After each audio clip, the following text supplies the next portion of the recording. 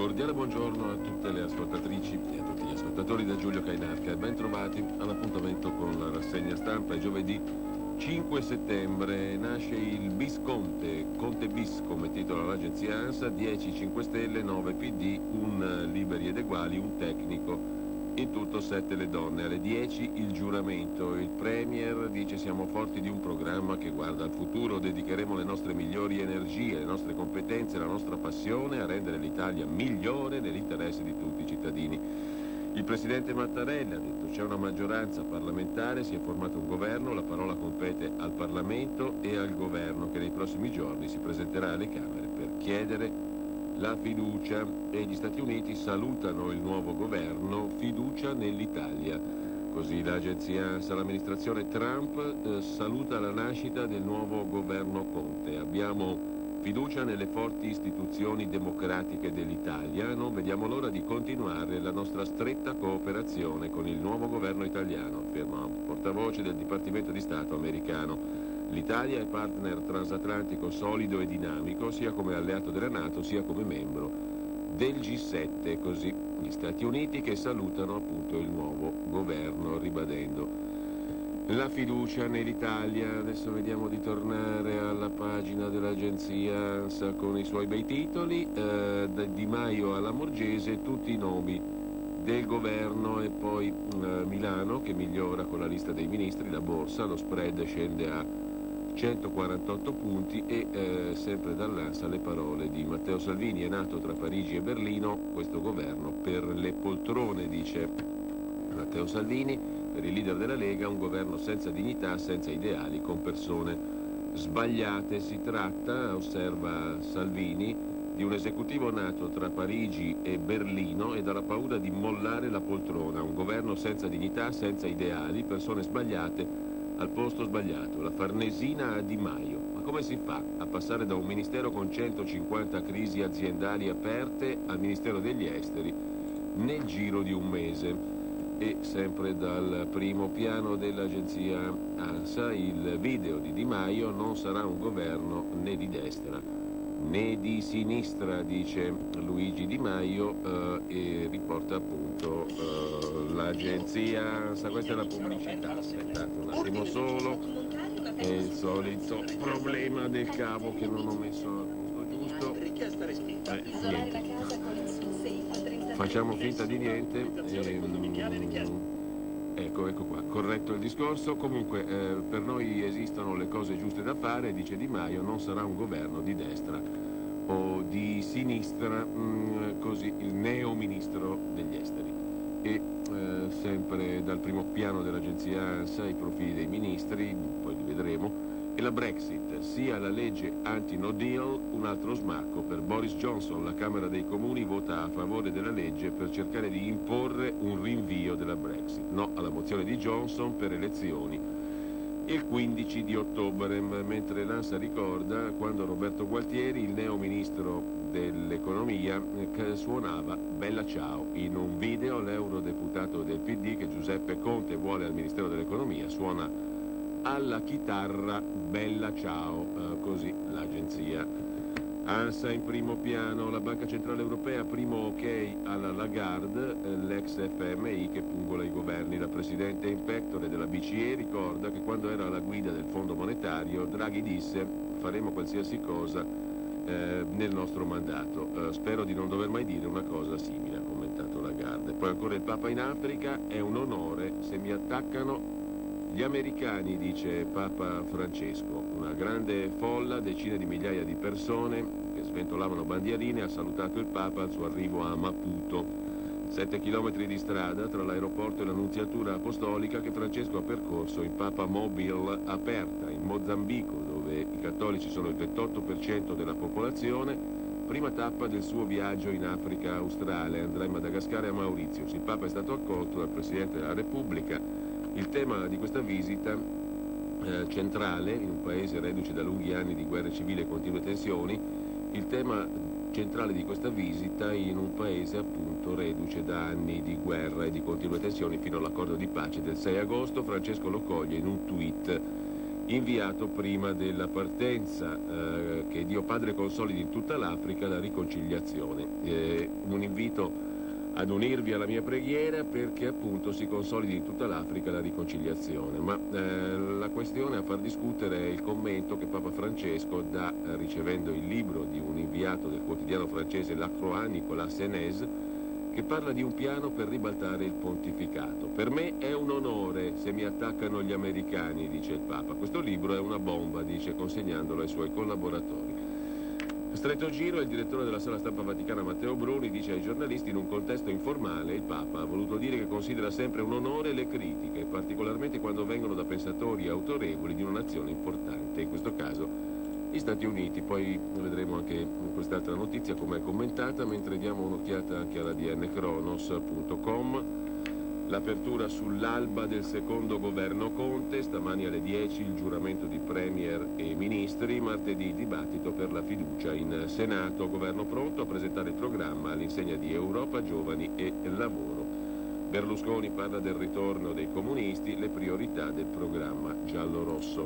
Poi lo vediamo, l'Agi.it, l'agenzia Agi, sul governo naturalmente. Nel governo Conte bis tanti debuttanti e poche donne, la proporzione di genere non regge, 15 uomini contro 7 donne, le new entry nell'esecutivo giallo-rosso. E poi Lamorgese, il nuovo ministro dell'interno che ancora non usa i social media. I ministri del governo Conte bis, che conferma diverse sorprese: Giuseppe Provenzano, economista siciliano, ministro del Sud per il rilancio del Mezzogiorno. E più soldi ai prof tassando merendine e bibite, l'idea del neo-ministro Fioramonti. Per il politico pentastellato, neo-ministro dell'istruzione, le attività inquinanti o dannose per la salute possono essere oggetto di microtasse di scopo, soldi da girare alle attività o necessità del mondo della scuola, dice il neo-ministro, più appunto Fioramonti, ministro dell'università, della scuola e dell'istruzione. Con questo lasciamo anche l'agenzia Agi.it e andiamo come al solito alle pagine Facebook, innanzitutto quella di Matteo Salvini, ma intanto gira su Twitter e in generale gira su internet questa considerazione di Alessandro Di Battista dopo il voto del 4 marzo dell'anno scorso alle elezioni politiche. Io veramente il 4 marzo, quando si è votato, ho notato questo. Il popolo italiano ha votato e in pratica l'unica cosa certa che ha detto è: fate quello che volete, vogliamo queste proposte, non vogliamo il Partito Democratico al governo. Questo ha detto fondamentalmente il popolo. Io veramente il 4... Questa era appunto la convinzione, sta girando molto questa roba qua su internet di Battista. In ogni caso andiamo a vedere la pagina Facebook di Matteo Salvini. Qui abbiamo in apertura, poi lo riascolteremo, 23 minuti di intervento di Matteo Salvini: record di ministri e poltrone, competenze poche, paura del voto tanta, siamo già al lavoro, amici miei, non potranno scappare dagli italiani a lungo, nel frattempo limitiamo i loro danni, ci prepariamo a tornare a vincere. Io non mollo, dice Matteo Salvini. Buonasera, buonasera, buonasera amiche e amici, ben ritrovati. Indosso con orgoglio, e lo farò sempre, la maglietta delle Fiamme Oro, degli atleti della Polizia di Stato, visto che continuo e continuerò a essere orgogliosamente il ministro, anche senza poltrona e ministero, delle donne e degli uomini in divisa. Quindi grazie, li ho incontrati anche oggi, mi hanno detto: ministro, non ci lasci, non ci penso neanche, è un arrivederci, a presto, non è un addio. Lo dico ai poliziotti, ai carabinieri, ai militari, ai vigili del fuoco, ai finanzieri, alle guardie giurate, agli agenti dei penitenziari e della polizia locale. È un arrivederci, a prestissimo. È nato il governo, primo record del governo Renzi-Di Maio, record di ministri e poltrone. Ebbene sì, si sono superati. Ale, avanti, venghino signori, venghino. Nel governo giallo-rosso c'è posto per tutti. 21 ministri. Ale, non si nega un ministero a nessuno, ma poi guardi che popò di ministri. Vi posso dire a testa alta che sono orgoglioso che la Lega, che rappresenta milioni di italiani, sia stata volontariamente esclusa da questo mercato delle poltrone indegno e vergognoso, ne sono felice, anche perché il diavolo fa le pentole ma non i coperchi, il tempo è galantuomo, arriviamo, ma guardiamoli questi ministri, persone sbagliate al posto sbagliato, con nessuna esperienza. Partiamo dalla sanità, fondamentale, il diritto alla salute, il diritto alla vita, il diritto alla cura, gli ospedali, gli infermieri, i medici. Chi è il ministro della sanità? Speranza Di Leu. Competenza in sanità? Zero. Esperienza in sanità pubblica o privata? Zero. Però andava a bordo delle navi delle ONG per far sbarcare migranti. Mica male come curriculum per il ministro della sanità della Repubblica Italiana, mica male come competenza. Cosa hai fatto nella vita? Ma andavo a bordo delle navi delle ONG e facevo il parlamentare per l'EU, liberi e uguali. Probabilmente se si votasse domani mattina prenderebbero lo 0,1%, non so più se c'è anche la Boldrini, se è rimasta lì dentro, però c'è il ministro della sanità nel governo del cambiamento. Signor Conte, dai, a chi la vuoi dare a bere? E poi però andiamo avanti.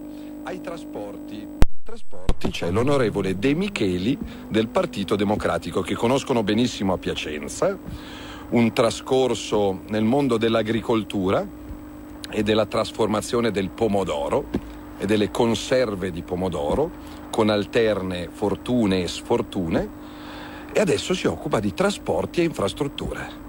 Avete capito? Dalla conserva di pomodoro alla TAV. Ovvia la competenza. E vabbè, questo è, dopo Toninelli, uno dice, peggio di Toninelli è difficile fare, mai dire mai. Mai dire mai, perché il Partito Democratico può regalarci, ahimè, lo dico sorridendo amaramente, pessime sorprese. Alla cultura torna Franceschini. Ma come si fa a stare in un paese che non ha Franceschini al governo? Ha sopravvissuto a tutto, a tutti. Chapeau, via il cappello. Uno di quegli uomini del Partito Democratico che governerà in futuro anche con la Befana, con Pippo, con Pluto, perché lui c'è. Beni culturali e turismo. Magari riprende l'eredità di Rutelli, ve lo ricordate? Arriviamo alla scuola, altro tema fondamentale. Oggi, in questi minuti, sul Corriere della Sera online, una delle prime proposte del nuovo ministro della scuola, Fioramonti dei 5 Stelle. Per aumentare lo stipendio agli insegnanti si tassino le merendine. No, non è una cazzata. Cioè, è una cazzata, ma non è una cazzata. Andate a guardarlo. Andate a leggerlo, dichiarazione vera. Una bella tassa sulle merendine. No, ma uno neanche se ci si mette d'impegno può partorire una roba del genere, dai, veramente. Agricoltura, e qua si sfiora il top.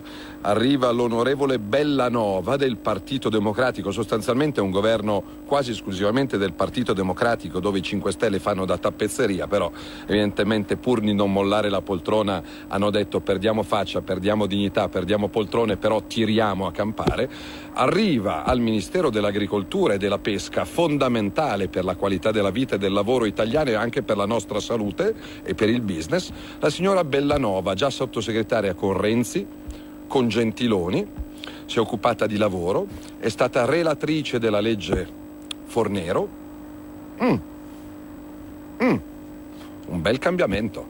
La discontinuità di cui parlava Zingaretti, una vita in CGIL e adesso il ministro dell'Agricoltura. Come si fa a stare al governo senza la CGIL, al governo che si occupa non però di fabbriche di lavoro ma di agricoltura e di pesca? Un abbraccio agli agricoltori che mi stanno scrivendo da minuti e minuti disperati: vi siamo vicini, vi saremo vicini, governiamo le più grandi regioni italiane, altre ne governeremo perché presto conto, grazie al voto degli italiani, sempre che non ci rubino anche queste elezioni, di liberare dal malgoverno del PD e della sinistra anche grandi regioni come la Puglia, come la Campania, come la Calabria, come la Toscana, come l'Emilia Romagna.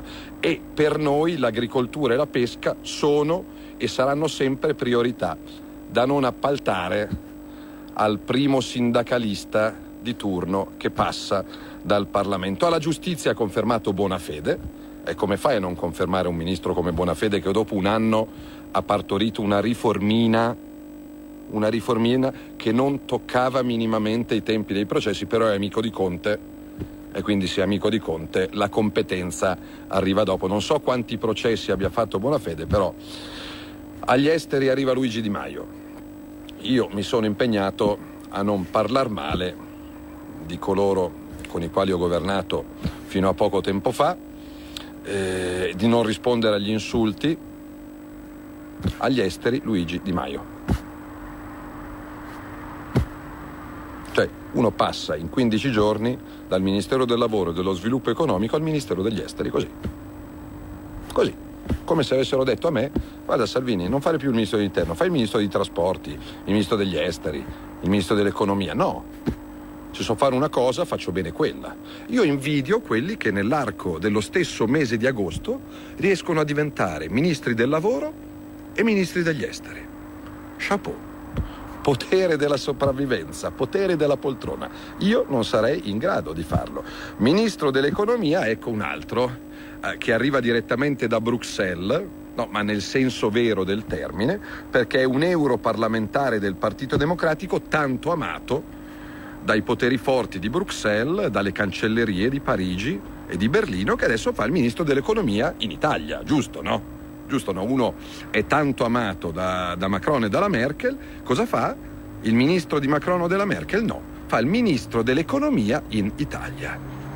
E c'è un video incredibile che risale a 3 o 4 mesi fa di questo Gualtieri del Partito Democratico, e lo metteremo su questa pagina perché questo governo è una risorsa inesauribile di spunti. Ci sarebbe da ridere se non ci fosse da piangere, perché poi ci vanno di mezzo gli italiani. Se metti alla sanità uno che non conosce nulla di sanità, se metti ai trasporti uno che non conosce nulla. Questo è il commento di Matteo Salvini, poi avremo modo di sentirlo tutto. Il video incredibile postato sulla pagina Facebook che riguarda il nuovo ministro dell'economia Gualtieri è questo qua. Ci sono cose più importanti delle elezioni, anche Hitler le ha vinte, i cittadini sono ingannati dalla propaganda, dice Gualtieri. Praticamente, commenta Salvini, per lui l'opinione degli italiani non conta. Roba da matti.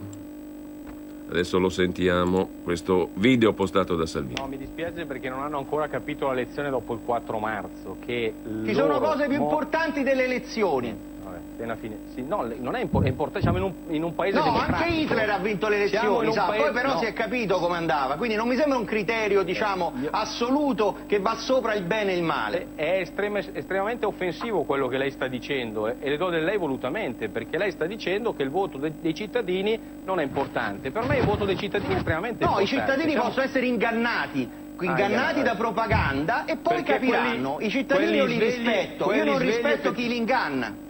Questo è il ministro dell'economia Gualtieri, il neo ministro dell'economia. Vediamo cosa scrive Di Maio. Dopo la votazione degli iscritti su Rousseau abbiamo chiuso l'assetto della nuova squadra di governo. Sarà e dovrà essere un governo coraggioso e ambizioso, in grado di portare avanti importanti provvedimenti per la crescita e lo sviluppo dell'Italia. Un governo capace di sostenere il tessuto imprenditoriale, di offrire nuove opportunità sul mercato del lavoro, un governo vicino alle famiglie, non solo a quelle in difficoltà, ma a tutta la classe media. C'è tanta voglia di fare, ripartiremo da dove ci siamo lasciati, il taglio di 345 parlamentari, un risparmio di $500 miliardi da indirizzare a scuole, infrastrutture e ospedali. Al Ministero degli Esteri sarà mia premura, scrive Di Maio, puntare all'internazionalizzazione del nostro sistema economico, della nostra industria e ricerca, incrementando i canali di cooperazione in ambito multilaterale. L'attenzione verso l'Africa, il tema delle migrazioni, le relazioni con le nuove economie emergenti saranno le linee guida su cui costruirò il mio lavoro. Le nuove sfide globali, il nuovo mondo multipolare stanno trasformando radicalmente il modo di fare politica estera e lo stesso ruolo della diplomazia italiana, che voglio ringraziare con anticipo per la collaborazione che sono certo potremo portare avanti con successo per il bene del Paese. Vorrei ringraziare i ministri uscenti per lo straordinario lavoro che hanno svolto nei 14 mesi precedenti, per la passione che hanno impiegato, l'energia a favore della collettività. Il mio in bocca al lupo ai nuovi, a chi domani giurerà nelle mani del Capo dello Stato. Abbiamo molta strada davanti e molto fiato in corpo, scrive Di Maio. Ci sono 25.000 commenti a questo suo post. 25.000 commenti, tra i quali abbondano "era più dignitoso quando vendeva bibite", scrive il primo dei commentatori. E poi ancora ce ne sono una caterva, a dire la verità, di commenti a questo post, e non tutti proprio encomiastici, diciamo così. Matteo Renzi scrive a sua volta e commenta dopo sostanzialmente la nascita del governo Conte, comunque l'abbozzo del governo Conte, oggi naturalmente il giuramento e poi il Parlamento. Un mese fa il ministro dell'Interno Salvini ha scritto 12 ore fa: Matteo Renzi chiedeva pieni poteri per andare alle elezioni da solo contro tutti. La sua richiesta veniva formalizzata in comizi in mezzo alla spiaggia tra qualche cubista e molti moiti, senza alcun riguardo alle prerogative costituzionali del Presidente della Repubblica e delle altre istituzioni. Mentre Salvini esprimeva questi raffinati concetti, il suo consigliere economico Borghi ipotizzava l'uscita dall'euro. Il suo collaboratore Savoini chiedeva tangenti sul petrolio russo. I suoi post sui social educavano all'odio e alla violenza verbale, soprattutto contro persone dal colore della pelle diverso. Donne e uomini fuggiti dalla fame e dalla guerra venivano trattenuti in condizioni disumane in mare, contro ogni legge internazionale. L'Europa era considerata il nemico numero uno da abbattere e i paesi storicamente amici dell'Italia erano gli obiettivi di stucchevoli polemiche quotidiane. Nel giro di un mese, grazie al contributo di tanti, questo fenomeno noto come populismo, sovranismo, salvinismo adesso ha un altro nome, si chiama passato. Lavoriamo perché non torni più. Buon lavoro al nuovo governo, facciamo tutti il tifo per l'Italia, con una bella immagine satellitare appunto della penisola italiana. Quando cambia un governo è sempre un giorno importante per le istituzioni. L'Italia cambia spesso governo, anche troppo spesso, ma non potrà mai cambiare il proprio DNA. Siamo un popolo con tanti difetti, ma siamo anche un popolo ricco di valori, sentimenti e ideali. Sappiamo accogliere, sorridere e amare. Noi non siamo carichi d'odio come qualcuno ci ha voluto dipingere in questi 14 mesi.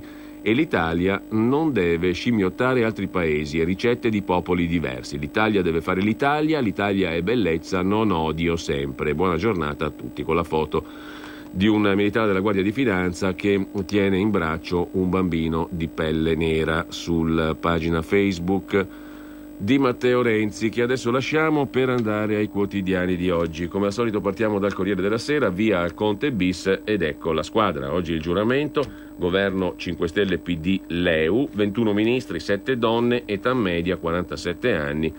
Zingaretti dice ora basta odio, dice il segretario del PD, così come Renzi. Dai mercati segnali di fiducia. Coalizione giallorossa formata appunto da 5 Stelle, PD e Leu, ministri 21, 7 le donne, età media 47 anni.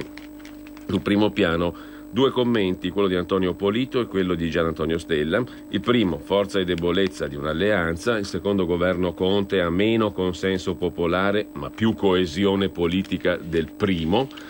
Quello nacque quasi a furor di popolo, ma sulla base di un ribaltone delle alleanze. Salvini lasciò il centrodestra. Questo nasce in Parlamento, ma le forze che lo compongono non sono maggioranza oggi nel Paese. Però il Conte 2 mette insieme 2 elettorati più vicini e compatibili, come ha dimostrato il sondaggio su Rousseau. E archivia il contratto, fonte di tutti i guai del Conte 1. Voleva sommare 2 liste della spesa con un solo pagatore.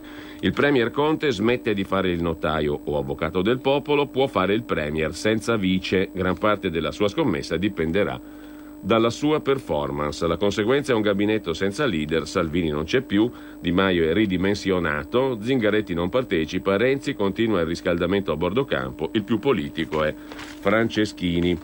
Forza e debolezza di questa alleanza. Movimento 5 Stelle e PD hanno messo da parte i combattenti, la discontinuità è evidente, forse anche l'inesperienza. Scrive Polito, la compagine è meno forte ma meno litigiosa, un governo un po' all'antica, Prima Repubblica, frutto di un accordo piuttosto che palestra di competizione elettorale. L'intenzione è quella di durare. Entrambi i partiti hanno messo da parte i combattenti, i 5 Stelle hanno epurato i ministri del Conte 1, una purga, il PD non ha confermato nessun ministro dei governi Gentiloni e Renzi tranne Franceschini. La discontinuità dunque è evidente, il Viminale è stato demilitarizzato passandolo a un prefetto Il PD non rimette piede a Palazzo Chigi, in Europa giocherà un tridente democratico di provata fede, Gualtieri, Amendola e Gentiloni che potrebbe diventare il commissario, così.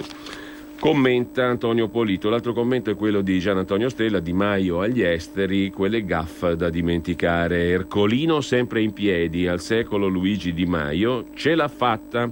Buttato giù dal voto in Abruzzo, in Sardegna, in Basilicata, in Piemonte e alle europee, a Ferragosto pareva essere finito KO una volta per tutte, scrive Stella.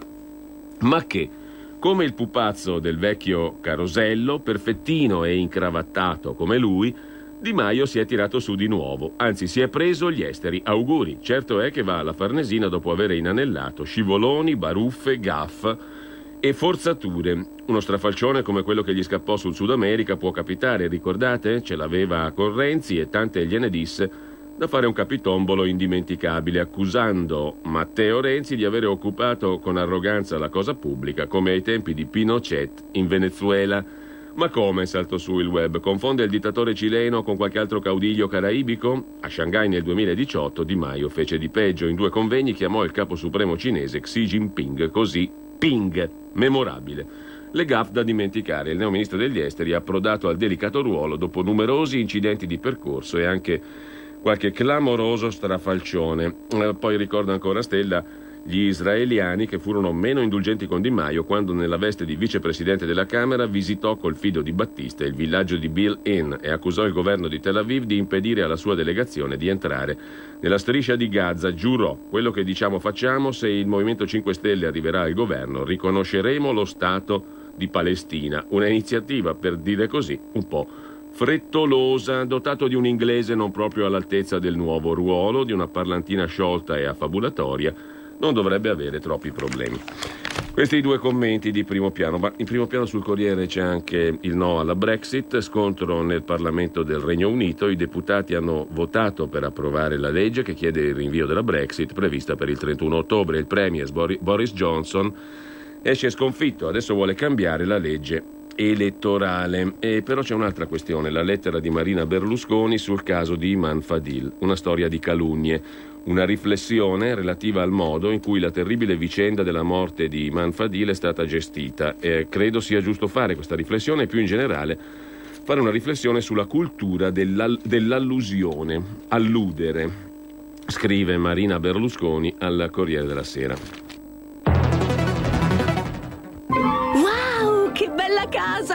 Finalmente mi hai invitato! Chi ha parlato? Sono la Digital Radio, quella del sistema DAB+. E che ci fai qui? Non abiti nella mia auto. Ma io sono ovunque, anche in casa. Basta avere l'apparecchio giusto, con tanti contenuti extra e con il suono perfetto. Vivi anche in casa tutta la magia della Digital Radio. E ricorda, dal 2019 il sistema DAB+ è in tutte le auto nuove. Dibidi dobidi DAB. Anche Radio Padania è in Digital Radio.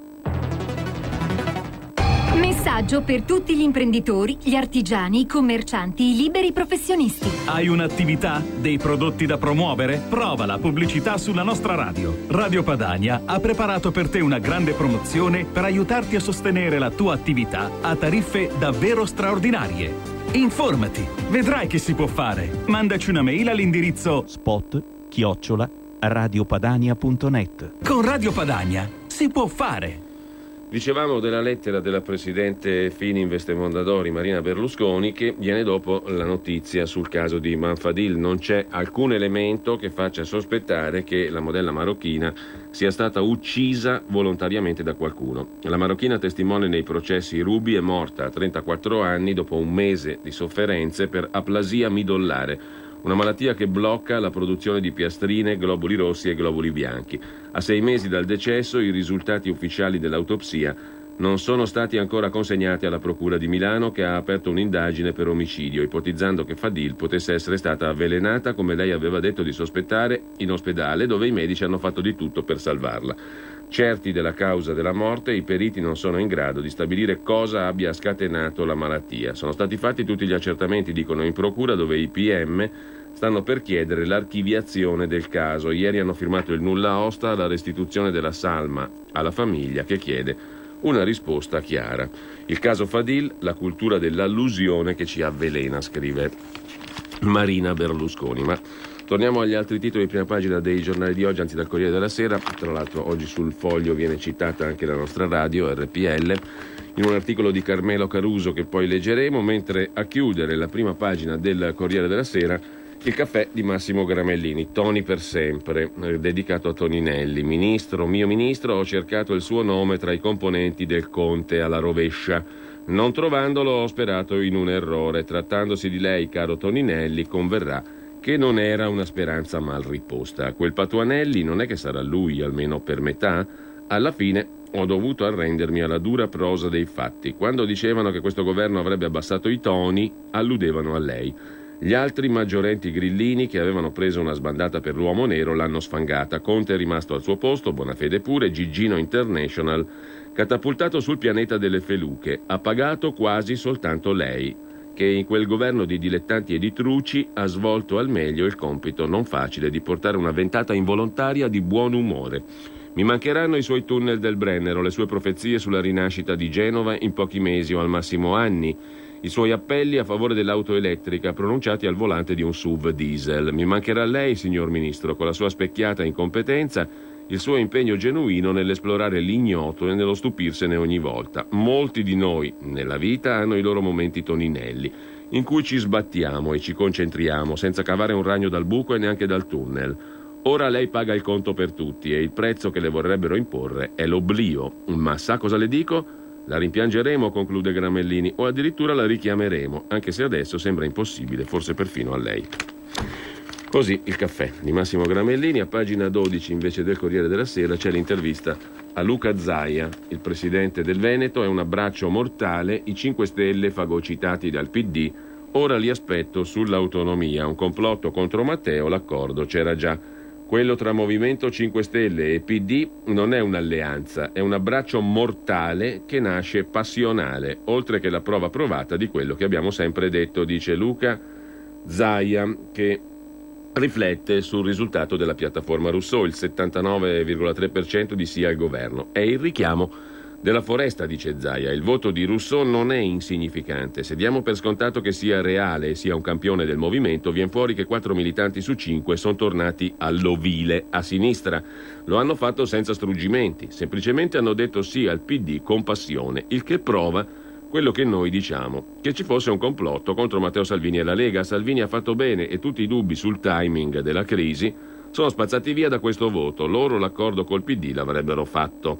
Soltanto se io fossi un dirigente stellato qualche problema me lo porrei. La base che dice di sì a un partito PD che in molti temi si sovrappone ci dice che sta nascendo una nuova sinistra, quella fatta di PD e 5 Stelle, che non saranno più quelli di prima. Fine del grillismo, fine del movimentismo. Al governo con la Lega i 5 Stelle riuscivano a differenziare la loro fisionomia e a darsi un profilo. Con il PD molti dei loro must sono sovrapponibili. Insomma, il dibattito di governo credo diventerà dibattito politico, come diceva Manzoni ai posteri. L'ardua sentenza. Quanto alla composizione del governo, il dato dei ministri colpisce. Quando tagli 7 su 10 ministri di prima, non è banale. Ne sono rimasti 3, Di Maio, capo politico del movimento, Bonafede e poi Costa. È come dire che prima hai sbagliato 7 volte su 10.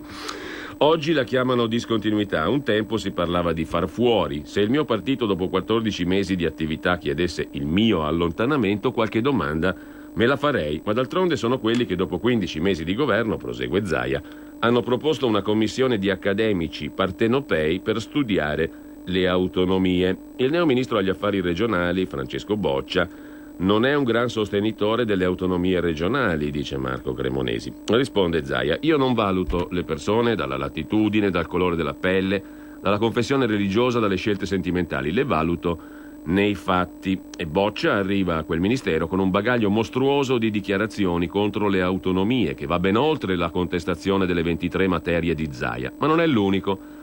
Barbara Lezzi, nonostante l'ottimo lavoro di Erika Stefani, l'altro ieri è arrivata a dire che la Lega sulle autonomie è spaccata.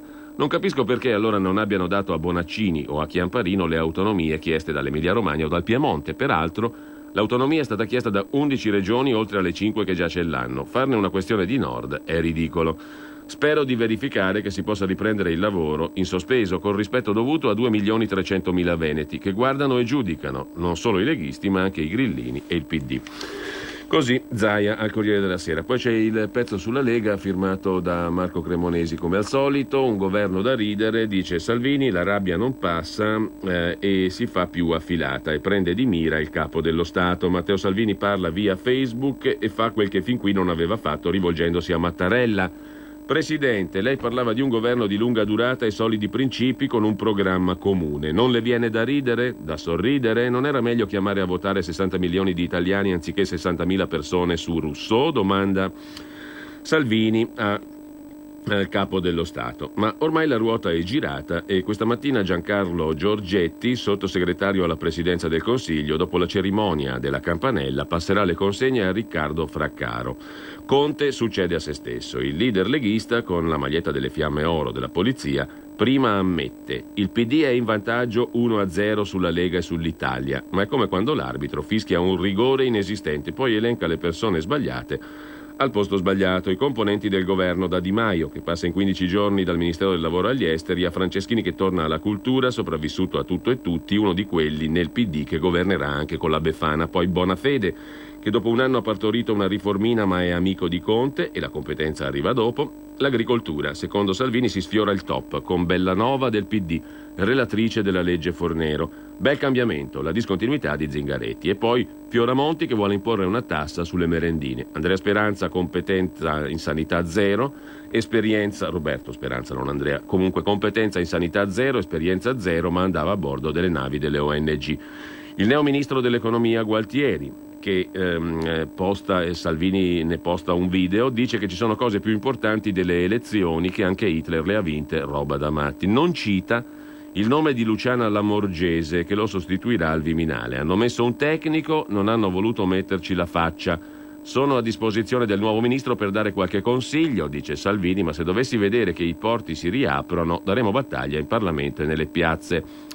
La sua piazza, in realtà, scrive il Corriere della Sera, Salvini l'ha già convocata per il 19 ottobre a Roma, oltre a Pontida il 15 settembre, in modo del tutto separato da Giorgia Meloni, che lunedì sarà davanti alla Camera. Da 1 anno e mezzo, dice la leader di Fratelli d'Italia, la destra vince tutte le elezioni, ma oggi ci ritroviamo il governo più a sinistra della storia repubblicana. La chiamano democrazia. Secondo Giorgia Meloni, il governo Conte bis è il prodotto di una orrenda spartizione di poltrone, di una tragica consapevole sottomissione ai diktat dell'Unione Europea e della BCE.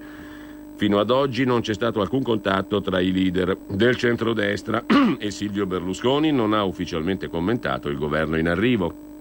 Ma l'incontro arriverà probabilmente la settimana prossima. Il nuovo quadro politico potrebbe vedere Dem e Stellati alleati anche sui territori. Salvini lo sa, pare che il PD stia facendo anche un accordo in Lazio con i 5 Stelle per tenere su Zingaretti. Così sul Corriere della Sera l'articolo dedicato alla Lega. Il primo piano del Corriere sull'ultima notte di tensioni, poi nasce il Conte bis, stamani il giuramento e il pressing finale di Mattarella che stava per perdere la pazienza, sottolinea Marzio Breda. Mattarella ha ringraziato la stampa. È stato di grande interesse leggere sui giornali o ascoltare le cronache e le interpretazioni dei fatti da diversi punti di vista, un confronto prezioso, il valore della libera stampa. Il retroscena firmato da Massimo Franco, la linea di Conte, del Premier, Palazzo Chigi non sarà più il Vietnam di un'alleanza. L'ambizione è quella di affermare un profilo con maggiore peso politico. La squadra ha i raggi X, i ministri del Nord sono in minoranza, 8 su 21, è il governo più giovane, età media 47 anni, 3 incarichi in più del Conte 1, soltanto 7 le donne. C'è anche l'innovazione, sono stati ridivisi il Ministero dello Sviluppo e quello del Lavoro, Franceschini è il veterano e ha la quinta esperienza. Gli esclusi eccellenti, da Lezzi a Bonisoli a Elisabetta Trenta a Giulia Grillo.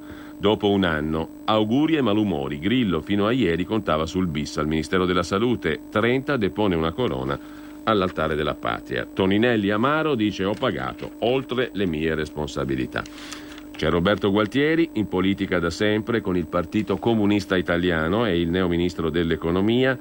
Lontano dallo stereotipo del politico, studia prima di parlare, scrive il Corriere della Sera, è l'esponente meno conosciuto d'Italia al suo livello di importanza.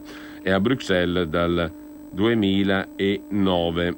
La formazione di Gualtieri è da storico, la seconda formazione, conoscitore dell'economia, arriva con l'ingresso nel Parlamento di Bruxelles nel 2009, giusto appunto, mentre c'è una breve intervista sul Corriere della Sera al neo ministro dell'istruzione, Fioramonti: per scuola e ricerca 3 miliardi o lascio subito. Come recuperarli? Tassiamo gli snack, le merendine. Il PD li vuole i libri gratis per i redditi bassi, basta che poi le famiglie non debbano pagarsi la carta igienica. E poi l'intervista al ministro dell'ambiente Costa ha riconfermato: durante la crisi giocavo con le nipoti, della mia riconferma ho saputo dalla TV. Una pagina dedicata al PD sul Corriere della Sera. La prossima sfida di Zingaretti è rinnovare il partito, e il sindaco di Milano Sala dice: battaglia vinta, ma la guerra è ancora lunga. Una pagina sui 5 Stelle, Di Maio, la fragile tregua interna nel movimento, critiche ai ministri, scrive il Corriere della Sera. Poi poche donne nel governo, ha detto il sindaco di Milano Sala, sarò io il riferimento per il nord, mentre Lamorgese, già prefetto di Milano, è un'ottima notizia. Al Ministero dell'Interno ora serve un cambio di passo sulla sicurezza. Così sul Corriere della Sera. Mentre dal Corriere della Sera poi vi segnalo rapidamente, cambiando argomento, la questione del Papa e della destra cattolica statunitense. È un onore che mi attacchino gli americani, ha detto Papa Francesco. Il portavoce poi ha precisato: considera sempre le critiche da un paese importante. Comunque la frase ha un suo bel peso, detta così. Lasciamo però il Corriere della Sera, andiamo al Tempo di Roma. Il Tempo di Roma mette in primo piano naturalmente la politica, il governo, il bisconte dimezzato.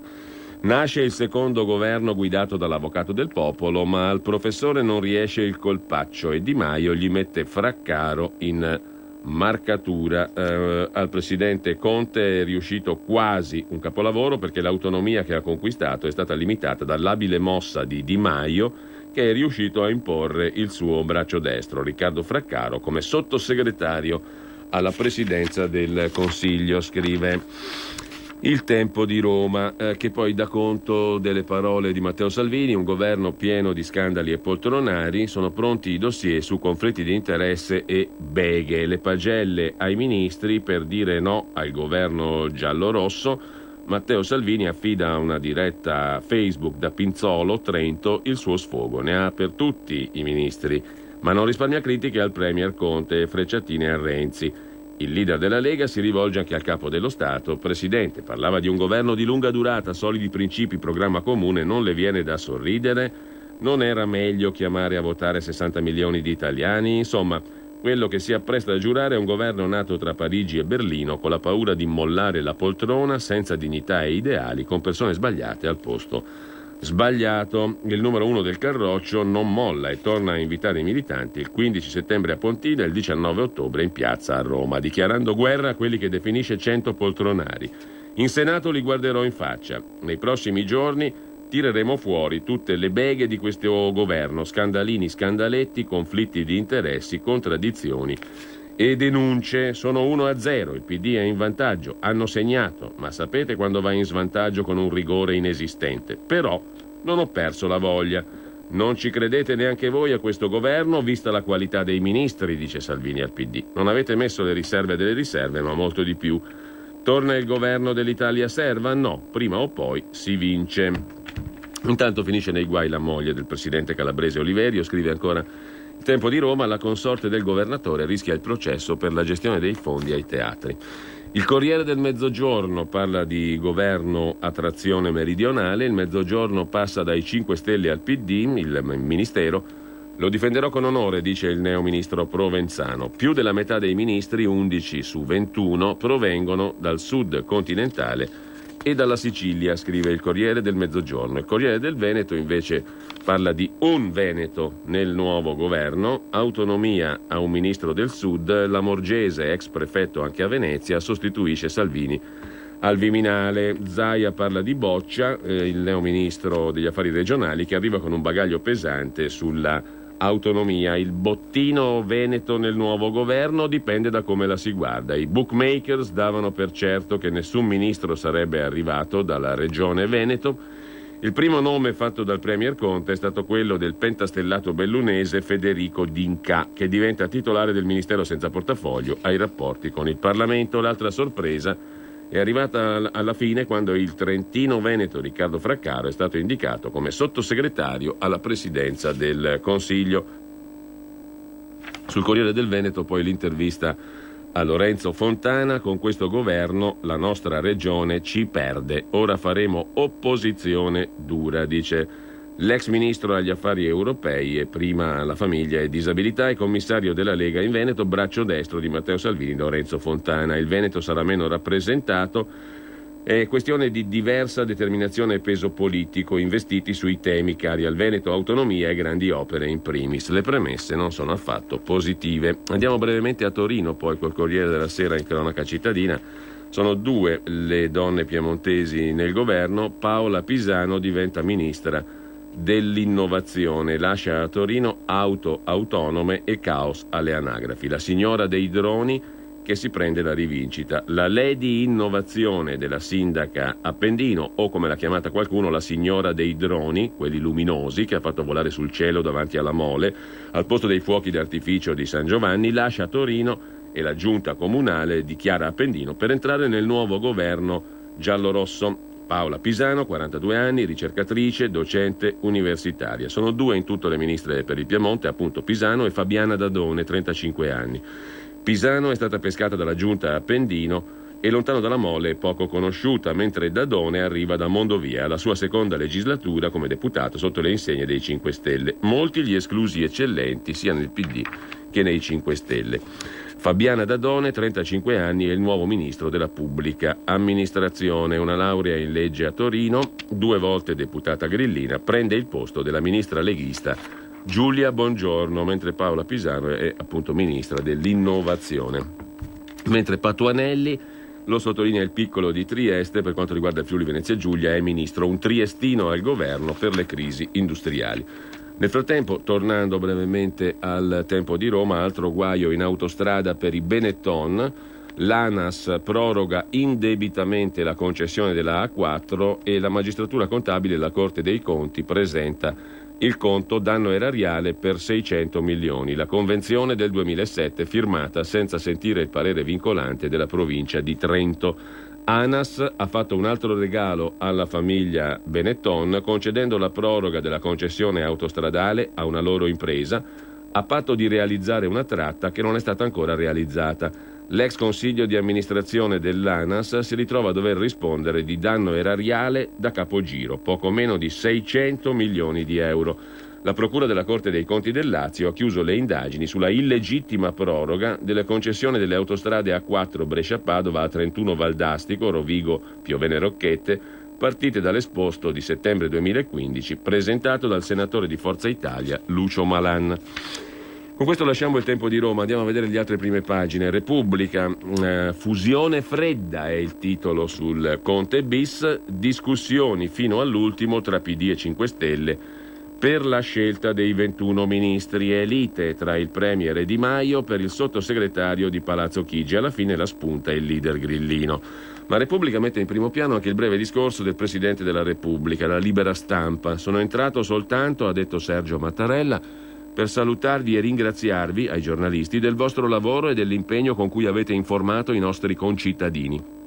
Vorrei aggiungere, ha detto il Capo dello Stato, che per me è stato di grande interesse leggere ogni mattina sui giornali stampati oppure online o ascoltare la sera in TV le cronache e le interpretazioni dei fatti da diversi punti di vista. Questo confronto tra prospettive differenti, opinioni diverse e diverse valutazioni è prezioso per me come per chiunque e ancora una volta sottolinea l'importanza e il valore della libera stampa. Grazie e buon lavoro, ha detto il Presidente della Repubblica. Un esperimento al buio è il titolo del commento di Stefano Cappellini sulla nascita del governo Conte. E poi c'è il Papa che dice è un onore essere attaccato dagli americani. Ma per quanto riguarda poi la nascita del governo Conte, il retroscena di Repubblica pagina 3, tra il Premier e Di Maio si parte già con una lite sul ruolo di Fraccaro. Il capo grillino impone il suo fedelissimo come sottosegretario alla presidenza del Consiglio dopo un violento scontro. O lui o salta tutto, avrebbe detto Di Maio. Conte si piega ma poi lo degrada. Berlusconi a Zingaretti dice: per la legge elettorale ci siamo anche noi, dice Berlusconi.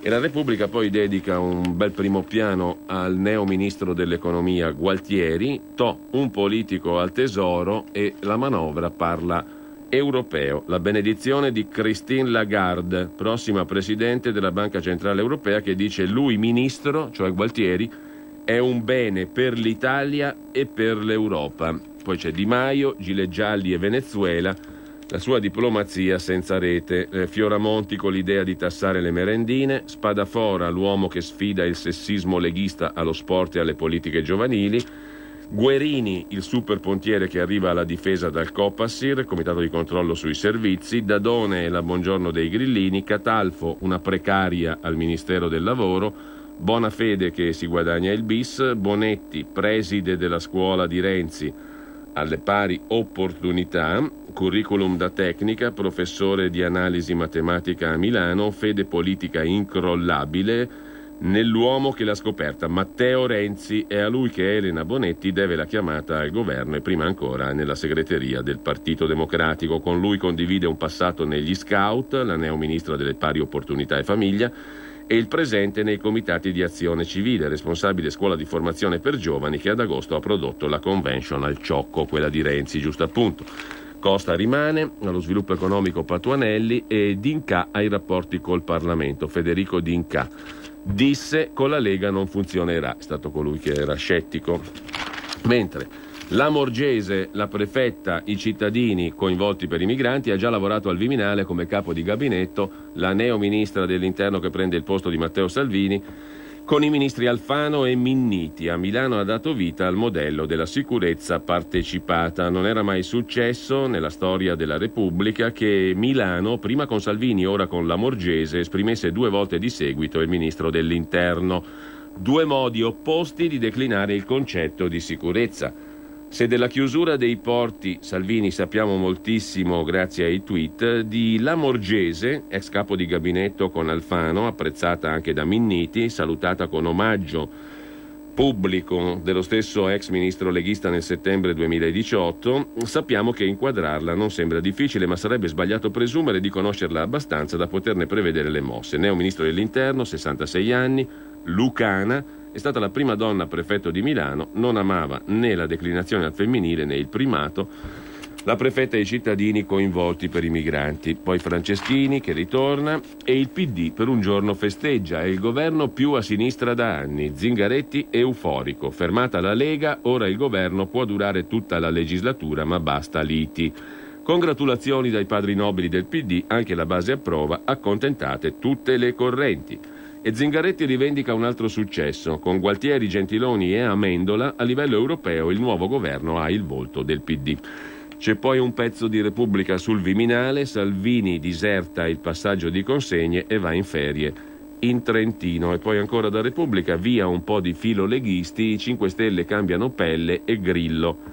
Boccia Di Maio, fuori Lezzi, Toninelli, Trenta e Crimi, al governo entrano gli uomini di Fico, il capo politico impone alcuni suoi fedelissimi ma il garante lo attacca. Farebbe meglio a prendersi un anno sabbatico e ottiene che resti il ministro Costa. Casaleggio si deve accontentare della ministra dell'innovazione Pisano, ma si sente garantito anche da Patuanelli. Poi c'è il neo ministro dell'istruzione, molto ciarliero, Fioramonti: se entro Natale non c'è 1 miliardo per l'università sono pronto a dimettermi. Al primo Consiglio dei Ministri il mio obiettivo è far ripartire il decreto salva precari che ne abilita 55.000. Poi c'è il programma del governo, fisco, accordo sul taglio dell'IRPEF, ma si parte dal cuneo fiscale, scrive Repubblica, dalla quale ci congediamo peraltro con le pagine economiche. Una riguarda Mediaset, una notizia: passa la fusione ma è guerra Berlusconi-Bolloré. L'Assemblea approva il riassetto del gruppo con lo spostamento della sede in Olanda, con il no di Vivendi che dice ce la vedremo in tribunale. La fusione paneuropea della TV è approvata, ma la guerra tra Berlusconi e Bolloré continua. Le assemblee di Mediaset negli studi dell'azienda televisiva e di Mediaset Espagna a Madrid sono andate come era previsto. Esclusione preventiva di Simon, la fiduciaria in cui sono congelate 2/3 delle azioni di Mediaset di proprietà dei francesi di Vivendi. Durissimo scontro tra la rappresentante di Vivendi e il presidente Confalonieri, voto finale favorevole agli italiani. Il 48,9% ha dato l'ok alla fusione nella nuova holding olandese, il 13,2% ha votato no. I fondi si sono divisi. In Spagna stessa musica, in Italia la fusione non sarebbe passata se Vivendi avesse potuto votare con l'intera quota in suo possesso. Intanto Christine Lagarde ha detto che Draghi ha salvato l'euro e ora tocca ai governi. Primo voto positivo dell'Europarlamento per la futura presidente della BCE, che chiede misure pro crescita. Molti paesi hanno ancora margini fiscali, ha detto Lagarde. Spero di non dover mai dire come Mario Draghi, we'll do whatever it takes and I believe it will be enough, cioè la famosa frase faremo di tutto per salvare la baracca. Dalla Repubblica in cronaca milanese l'allarme di Beppe Sala, manca il nord nel governo e sono poche le donne, ha detto il sindaco di Milano alla festa dell'unità. La questione settentrionale è fondamentale, obbligatoria, invece questo governo sembra un po' attrazione sud, positive le valutazioni sulle nomine per il Ministero dell'Interno e dei Trasporti, mentre la difesa l'avrei lasciata ad altri. E poi c'è il ritratto appunto della prefetta che ha inventato la sicurezza modello Milano, Luciana Lamorgese. Il nuovo ministro dell'Interno ha spalmato l'accoglienza su tutta la provincia, alleggerendo la metropoli, ma ha usato il pugno di ferro quando serviva. Così Repubblica. La stampa di Torino apre con il Conte bis, la scommessa è sull'Europa. Gualtieri al Ministero del Tesoro per aprire una nuova stagione con Bruxelles.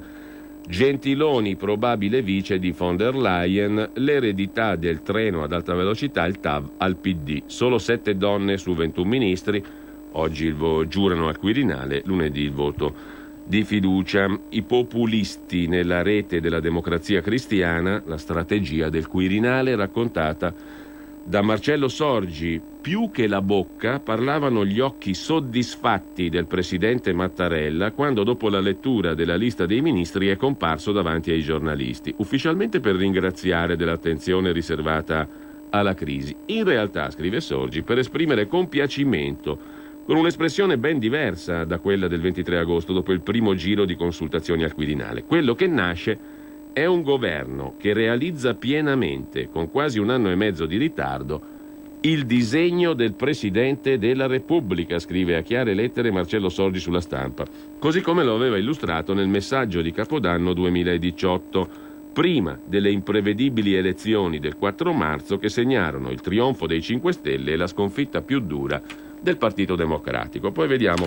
il seguito dell'analisi di Marcello Sorgi, che dice qui il più soddisfatto di tutti è il presidente Mattarella, che è venuto a ringraziare i giornalisti con un sorrisone perché si è realizzato il suo disegno, il disegno con 1 anno e mezzo di ritardo di Mattarella. Messaggio per tutti gli imprenditori, gli artigiani, i commercianti, i liberi professionisti. Hai un'attività? Dei prodotti da promuovere? Prova la pubblicità sulla nostra radio. Radio Padania ha preparato per te una grande promozione per aiutarti a sostenere la tua attività a tariffe davvero straordinarie. Informati, vedrai che si può fare. Mandaci una mail all'indirizzo spot@radiopadania.net. Con Radio Padania si può fare. Zingaretti diceva: nessuna ipotesi di governo con i 5 Stelle. Colgo l'occasione per smentire per l'ennesima volta l'ipotesi di governi PD 5 Stelle, come anche in queste ore si sta a volte teorizzando. Confermo che nel caso si arrivasse a una crisi di governo la nostra posizione era, è e rimarrà sempre la stessa. Di fronte a una crisi di queste proporzioni la via maestra è quella di ridare la parola agli italiani e di avviarci verso elezioni anticipate. Non esiste alcuna ipotesi di governo con i 5 Stelle, né esiste, lo dico ufficialmente, o esistita in queste ore, in questi giorni, nessun tipo di incontro o anche confronto su un'ipotesi di questo tipo. Sono tutte ipotesi totalmente prive di fondamento. E Giuseppe Conte che diceva che io posso andare in Parlamento a cercare una maggioranza alternativa, quando invece, come è ben chiaro a leggere, andrei in Parlamento per trasparenza nei confronti dei cittadini e rispetto delle istituzioni. Quindi è una cosa assolutamente fantasiosa che posso cercare in Parlamento maggioranze alternative. come pure assolutamente fantasiosa l'ipotesi che si viene ventilata che io voglia formare un partito. Signori, vi invito, ma invito anche voi giornalisti che ovviamente dovete riempire pagine, non facciamo i ragionamenti, attenzione, i peggiori ragionamenti della Prima Repubblica. Restituiamo alla politica la sua nobiltà, la sua nobile vocazione, vogliamo altro.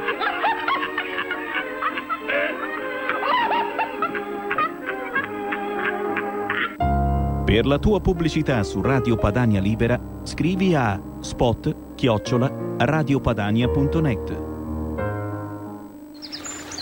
Ed ora che tempo farà? Le previsioni meteo.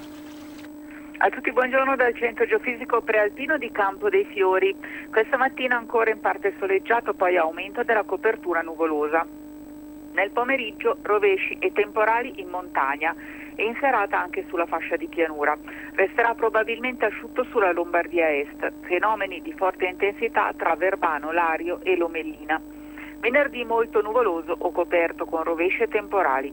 Fenomeni di forte intensità nella notte tra Verbano e Lario e Bassa Padana, invece avrà fenomeni intensi in mattinata. Nevicate fino a 2500 metri, nel tardo pomeriggio via via asciutto a partire da ovest. Sabato parzialmente soleggiato ma a tratti ancora passaggi nuvolosi estesi. Asciutto, qualche raro rovescio nel pomeriggio tra Valtellina e Orobie. Tendenza domenica nuvolosità spesso estesa, poco sole, probabilmente temporali. Lunedì via via ben soleggiato, probabilmente asciutto e più fresco. Con questo è tutto, vi saluto e vi auguro buona giornata. Avete ascoltato Che tempo farà? Le previsioni meteo. Allora, torniamo alla Stampa di Torino con questo pezzo di commento, l'editoriale di Marcello Sorgi, che ci racconta che quello che nasce è il governo che realizza con 1 anno e mezzo di ritardo il disegno di Mattarella, così come lo aveva illustrato nel messaggio di Capodanno 2018, prima delle elezioni del 4 marzo. In quel discorso Mattarella, invece di guardare con sgomento all'avanzata prossima del populismo, si era rivolto a tutti, 5 Stelle compresi, per invitarli ad assumere seriamente i compiti che li aspettavano. Una piena legittimazione del Movimento 5 Stelle, schierato ancora sulla trincea dell'opposizione durissima, seguita dall'obiettivo mancato della lunga crisi post-elettorale sfociata nel governo con la Lega. Democristianamente, dall'alto della sua esperienza, Mattarella ha sempre creduto nel ruolo pedagogico delle istituzioni e nella responsabilità di chi entra a farne parte. Non a caso, nel primo mezzo secolo di vita repubblicana, la DC costruì progressivamente alleanze con tutti i partiti rappresentati alle Camere, affrontando anche dure divisioni interne quando si trattò di stringere patti di governo prima con i socialisti e poi brevemente anche con i comunisti. Ecco perché questo è un governo democristiano, non solo per la fede politica di chi lo compone, ma per metodo e risultato finale. Democristiano è il Premier Conte, formato in uno dei più raffinati pensatoi del cattolicesimo, la Villa Nazareth del rimpianto cardinale Silvestrini, dell'attuale segretario di Stato Parolin, di molti esponenti della cultura cattolica al servizio dello Stato. Da quando ha ritrovato la parola, Conte, sottomesso alla dittatura dei vicepremier nel precedente governo, non ha fatto mistero delle sue idee. Democristianissimo è il bisministro della cultura e del turismo Franceschini, l'uomo chiave, il vero costruttore dell'alleanza giallorossa, diversamente da Renzi, che gli ha dato evidenza mediatica e ne ha sopportato il carico polemico. Quando si è trattato di scegliere tra Franceschini e Orlando non c'è stato match. Democristiani o di provenienza post-DC, gran parte dei ministri del Partito Democratico, Guerini, De Micheli, Boccia, Bonetti. La maggior porzione di potere assegnata al PD è in mano a un monocolore, così Marcello Sorgi. L'altro commento degno di nota in prima pagina sulla Stampa è quello di Marco Zatterin sul ministro dell'economia, il professore che ha detto no alla Merkel, vale a dire Gualtieri, il neo ministro dell'economia. Un doppio bicarbonato avrà forse lenito le sofferenze dell'indigeribile mercoledì degli onorevoli Bagnai e Borghi, gli hater leghisti dell'Europa Unita, profeti del chi me lo fa fare a farmi dettare le regole da Gualtieri e compagnia bella, perché proprio Roberto Gualtieri, romano, professore di storia, eurodeputato da 10 anni, presidente della Commissione economica di Strasburgo, prenderà le chiavi del tesoro della Repubblica. Certo, una missione a rischio Malox anche per Gualtieri, ma per motivi differenti. Il Conte bis vuole crescere e investire senza toccare gli equilibri, proteggendo i conti, comprimendo il secondo peggior debito d'Europa. Dovrà reperire risorse difficili da trovare in questa stagione. Il professor Gualtieri è stato scelto per questo. Non è un accademico prestato dalla politica come l'uscente Giovanni Tria, è un politico che conosce le regole del gioco europeo. Qualcuno ha contribuito a scriverla, di molti ha condiviso il fine, non sempre la sostanza. L'Italia riporta la manovra in Unione Europea, un politico al Ministero dell'Economia dopo i tecnici, tandem europeista con Gentiloni che può diventare anche il vice di Ursula von der Leyen, il vice del Presidente della Commissione Europea. Mentre sempre dalla Stampa, in prima pagina, timori degli alleati per Di Maio alla Farnesina per i suoi legami con i gilet gialli, la Cina e Chavez. La Farnesina è un regalo inaspettato, scrive Stefano Stefanini da Bruxelles. Dopo una crisi che l'ha visto più spesso che no sul versante dei perdenti, Luigi Di Maio riceve il Ministero degli Esteri. Sarà la faccia dell'Italia nel mondo per la durata di un governo che ambisce al traguardo del 2023. Un'eternità, prova del fuoco.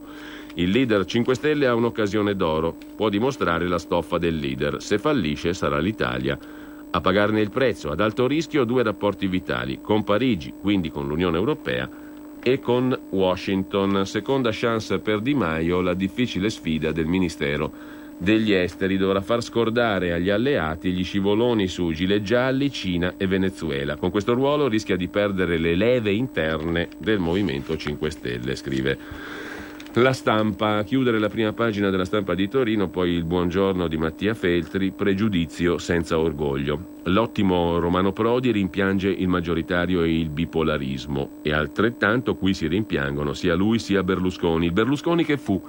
Ma se il bipolarismo è essere obbligati a scegliere fra 2 guazzabugli e ingoiarsi dei salti in banchi, beh, come si vede dal governo scorso e dal prossimo, siamo ancora lì. Poi ognuno dovrebbe prendersi le sue responsabilità. Io per anni ho votato Berlusconi nell'illusione di un assaggio di liberalismo, di calvinismo lombardo, di garantismo. Mi sono scelto il mio guazzabuglio, mi sono ingoiato la deriva anti-europeista, pagano-circense di Bossi, oltre alla destra nazionalista, il nazionalismo monegasco del Tardofini. Gli amici mi chiedono se non sia pentito, scrive Mattia Feltri, di aver votato Silvione. Certo che non lo sono, mica me la cavo facilmente. Tantomeno mi potrò pentire di aver scelto, fra 2 sciagure, il salvinismo e l'antisalvinismo, la seconda. Ritengo Salvini un illiberale, uno scientifico capobastone del becerume, un eccitatore di rabbie, uno strafottente delle più elementari regole istituzionali, uno spregiudicato ai confini della disumanità. E per liberarmene sono pronto a scegliere questo nuovo guazzabuglio, a ingoiarmi il bis di Giuseppe Conte. Uno che, come Di Maio, si autoribalta e non ha nemmeno bisogno di cancellare le tracce, perché la vergogna è un sentimento fuori moda. E sono pronto a ingoiarmi un governo che per fondatissimo pregiudizio si prevede statalista, assistenzialista, orrendamente giustizialista. Però almeno non si starà a cena coi gomiti sul tavolo e la pistola alla cintura, scrive Mattia Feltri sulla Stampa di Torino. E sempre dalla Stampa, brevemente, il democristiano, l'ex sindacalista e la docente, cioè Guerini, Bellanova e Bonetti, Renzi piazza 3 fedelissimi nel governo giallorosso. Poi c'è l'assessora di Appendino e l'avvocatessa militante, le promozioni a sorpresa che arrivano dal Piemonte, Pisano e Dadone, le 2 donne piemontesi. Il pezzo di retroscena di Amedeo Una Mattina su Salvini: per resistere punta al Copasir e vuole svuotare i 5 Stelle al sud, nel meridione. Il leader della Lega, dopo il passo falso, si riposa a Pinzolo con la figlia. I 5 Stelle, dice Salvini, sono il peggio della casta. Manderà i 7 ex ministri a spiegare cosa hanno prodotto e cosa i grillini gli hanno impedito di fare. Sulla Stampa c'è poi l'intervista a Vincenzo Scotti, ex ministro, fondatore della Link University, mentore dei 5 Stelle. I grillini ormai ago della bilancia. Conte mi pare più democristiano di Di Maio. Il premier non mescoli i ruoli. Il primo ministro non deve confondersi con Luigi perché quest'ultimo ha un ruolo più politico. Rousseau: la tecnologia è solo un mezzo, la politica, la mediazione, Sono un'altra cosa, dice l'85enne Vincenzo Scotti alla Stampa di Torino. Sempre dalla Stampa poi c'è l'intervista al presidente della Confindustria Lombarda, Marco Bonometti, scettico sul governo, l'Italia è in stagnazione, riaprite i cantieri, temiamo che PD e 5 Stelle siano ostili verso le imprese, ci preoccupa che il Premier sia lo stesso che ha approvato reddito di cittadinanza e quota 100. Occorre puntare sulle infrastrutture, fare investimenti, rilanciare Industria 4.0. Così sulla Stampa di Torino, dalla quale segnalo anche un'altra questione. In pagina di cronaca siamo a Gioia Tauro, Reggio Calabria, dal taglio della cocaina allo smercio ai clienti, le lezioni di un boss al figlio di 8 anni. L'uomo arrestato con altre 12 persone. Al telefono dice a lui piace del figlio, un giorno mi farà le scarpe. Lasciamo la Stampa, andiamo a vedere anche oggi il settimanale Oggi in Edicola, che apre con intervista e foto esclusive a Elisa Isoardi. 0 rimpianti, non cerco un nuovo amore, mi basta la pasta. Ho scelto di allontanarmi da chi non mi faceva stare bene, ora ho l'equilibrio perfetto. Ma c'è spazio per Salvini anche nelle pagine interne del settimanale Oggi. Papete addio. Il Salvini scatenato in spiaggia non c'è più, ora è solo e triste appollaiato su uno scoglio. A Recco, Genova, tra cubiste e cocktail ha fatto cadere il governo per puntare alle elezioni, ma le cose gli sono sfuggite di mano e proprio in questo momento difficile si fanno insistenti le voci di un flirt tra la sua fidanzata, Francesca Verdini, e un tronista di Viareggio. Ha partecipato a Temptation Island, questo soggetto che sarebbe, i pettegoli gli attribuiscono un flirt con la Verdini, scrive il settimanale Oggi. Dal settimanale Oggi però un'accorata lettera dal carcere di Massimo Giuseppe Bossetti, in carcere condannato per la morte di Iara, non si rassegna. Sono come Olindo e Rosa, dice Bossetti, mentre sconta l'ergastolo. Lancia un appello, chiedo di custodire bene i reperti del mio caso affinché domani la mia difesa possa fare un'ulteriore accurata indagine e non distruggerli come è accaduto per la strage di Erba. Confermo la fiducia al mio legale, l'avvocato Salvagni, e a tutto il suo pool. Voglio fare un appello pubblico a chi custodisce i reperti del mio caso. Chiedo che venga garantita la massima custodia e conservazione, che non vengano distrutti come è accaduto in altri casi, affinché un domani la mia difesa possa fare un'ulteriore accurata indagine. Il timore che possano andare distrutti è alto, basti vedere quanto è avvenuto nel caso di Rosa e Olindo. Così Massimo Bossetti, che ha scritto a Marco Oliva, conduttore di Iceberg su Tele Lombardia. Nel maggio scorso è stato trasferito dal carcere bergamasco a quello di Bollate. Chiede attraverso Iceberg e Oggi che venga lanciato un appello. Nessuno distrugga i reperti del caso Iara Gambirasio. Non deve accadere quanto è già successo con Rosa e Olindo. Bossetti continua a dichiararsi vittima di un errore giudiziario e si paragona alla coppia di coniugi in cella per la strage di Erba. Non per niente, scrive Bossetti, come me sono stati allegramente condannati all'ergastolo 2 sprovveduti, i coniugi di Erba. Bossetti si considera sprovveduto come Rosa e Olindo, incastrato da una giustizia che spende troppi soldi per i processi e quando sbaglia non può ammettere di averli spesi a vuoto. L'obiettivo è evitare che i reperti di Iara vengano distrutti all'inceneritore, come è già accaduto a Como nella vicenda di Erba. Su quell'episodio è in corso un'indagine del ministro della giustizia. Così sul settimanale Oggi. Lasciamo il settimanale Oggi e andiamo al Quotidiano Nazionale, Giorno, Nazione, Resto del Carlino. 2 anime diverse, una convivenza difficile, è il commento sul governo da parte di Raffaele Marmo a pagina 2. Se il tasso di riformismo si misura anche dall'avere nemici a sinistra, il governo che nasce è tutto fuorché un governo riformista. Tra Camera e Senato, forse per la prima volta nella storia della Repubblica, non c'è un solo parlamentare che rappresenti l'opposizione di sinistra. In realtà, se consideriamo la squadra di governo in senso stretto, le quote di riformismo europeista sono significative. Roberto Gualtieri, di casa a Bruxelles più di qualsiasi precedente ministro dell'interno, benedetto da Christine Lagarde e da Mario Draghi, più europeista della stessa presidente della Commissione von der Leyen. Possiamo mettere nel conto anche l'ex premier Gentiloni in pole position come commissario italiano.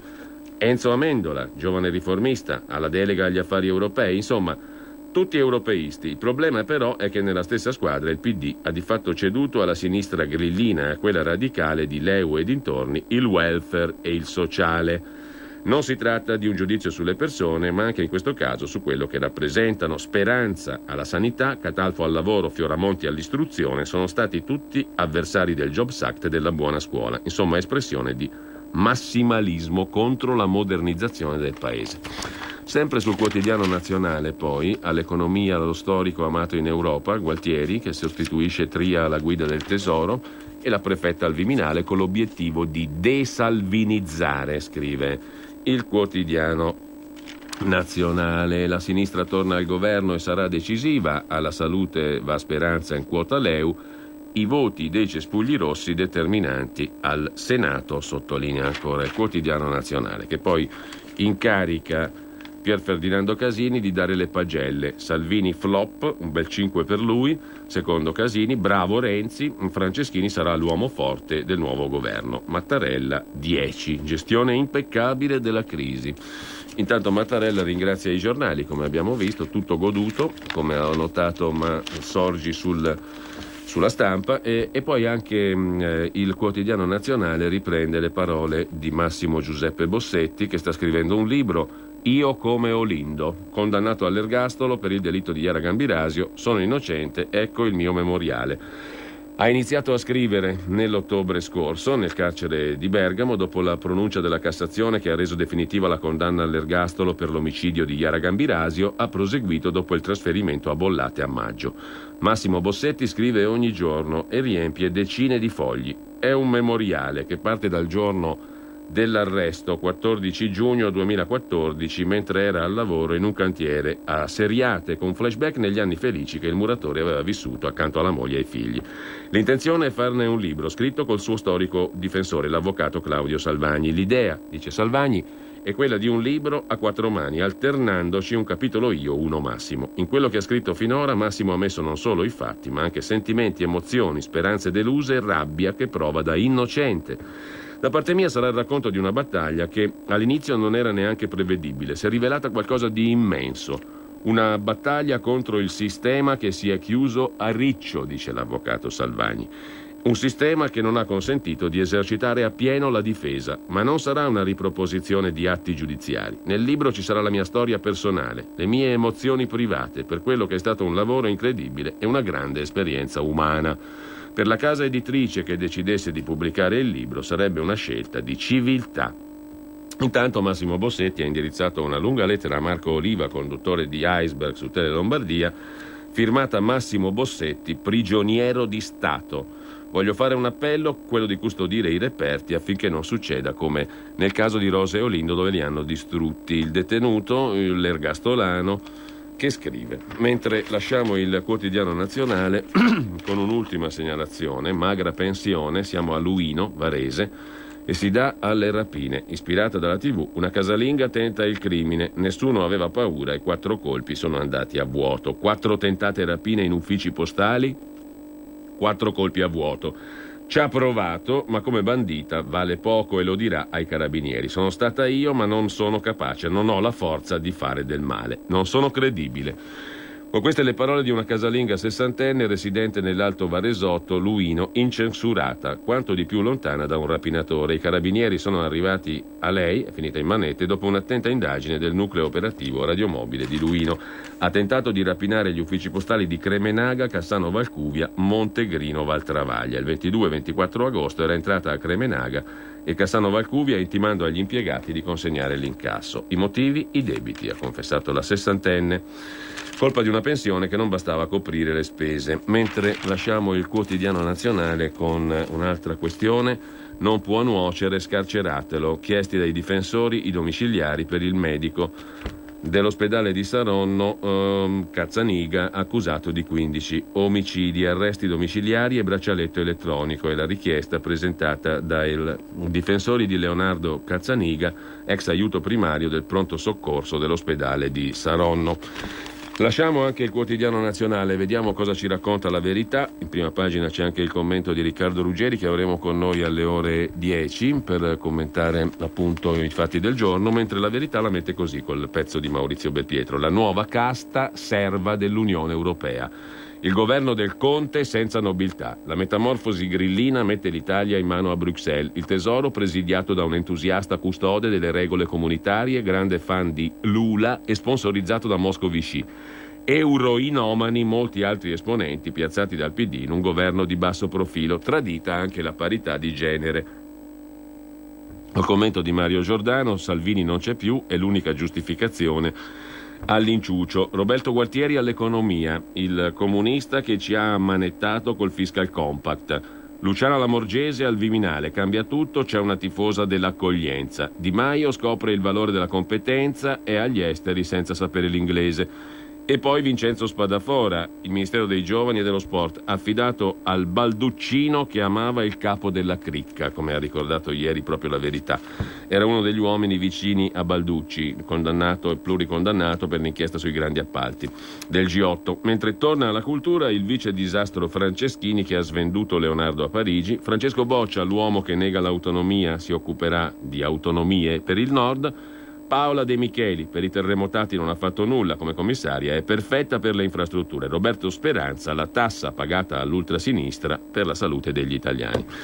Mentre vedremo poi il commento di Maurizio Belpietro, intanto c'è da segnalare in prima pagina anche la scelta scandalosa del cantante Justin Bieber, la sua nuova vita, convertirsi. Basta eccessi, il cantante diventa cristiano e sul web lo insultano. A proposito di cristiani, Bergoglio shock, per me è un onore se mi attaccano gli americani. In aereo il Papa si lascia andare. E la frase, per me è un onore che mi attacchino gli americani, suona di una durezza enorme se detta da un Papa.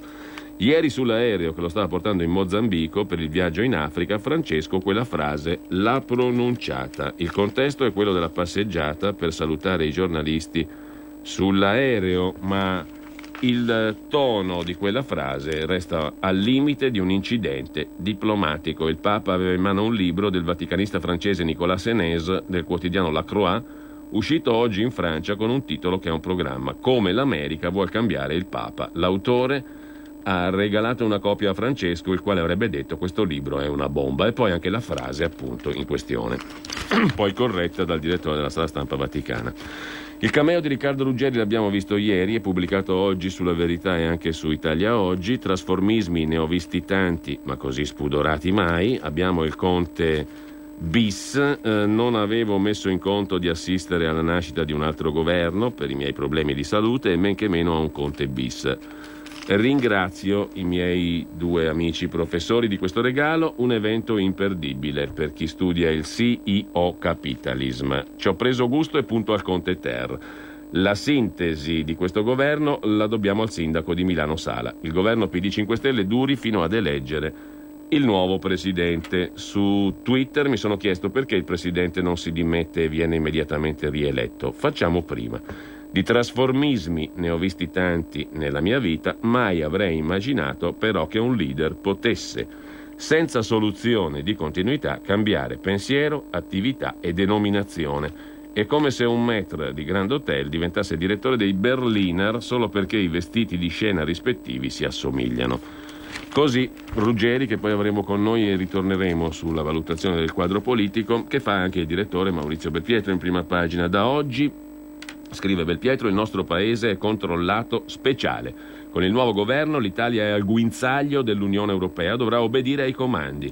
Se prima i nostri conti pubblici dovevano passare al vaglio degli euroburocrati, ora a decidere la politica economica dell'Italia sarà direttamente l'Unione Europea, che a via 20 settembre, sede del Ministero dell'Economia, ha insediato un uomo di sua obbedienza, Roberto Gualtieri, professore di storia che ha sostituito Tria, esponente dell'establishment europeo, un parlamentare del PD da sempre con le mani in pasta coi vertici di Bruxelles, un uomo loro. Nella precedente legislatura l'eurodeputato era presidente della Commissione Problemi Economici e Monetari. Su quella poltrona si è occupato delle questioni più spinose dei bilanci europei, comprese quelle dell'Italia, il che lo rende perfetto per affrontare i problemi che l'Italia si ritroverà davanti nelle prossime settimane. Ma più ancora che per la competenza, alla scelta di affidargli il ministero più importante del governo Conte ha contribuito la vicinanza a quelli che comandano nell'Unione Europea, quelli che ci tenevano sulla graticola, Juncker e Moscovici.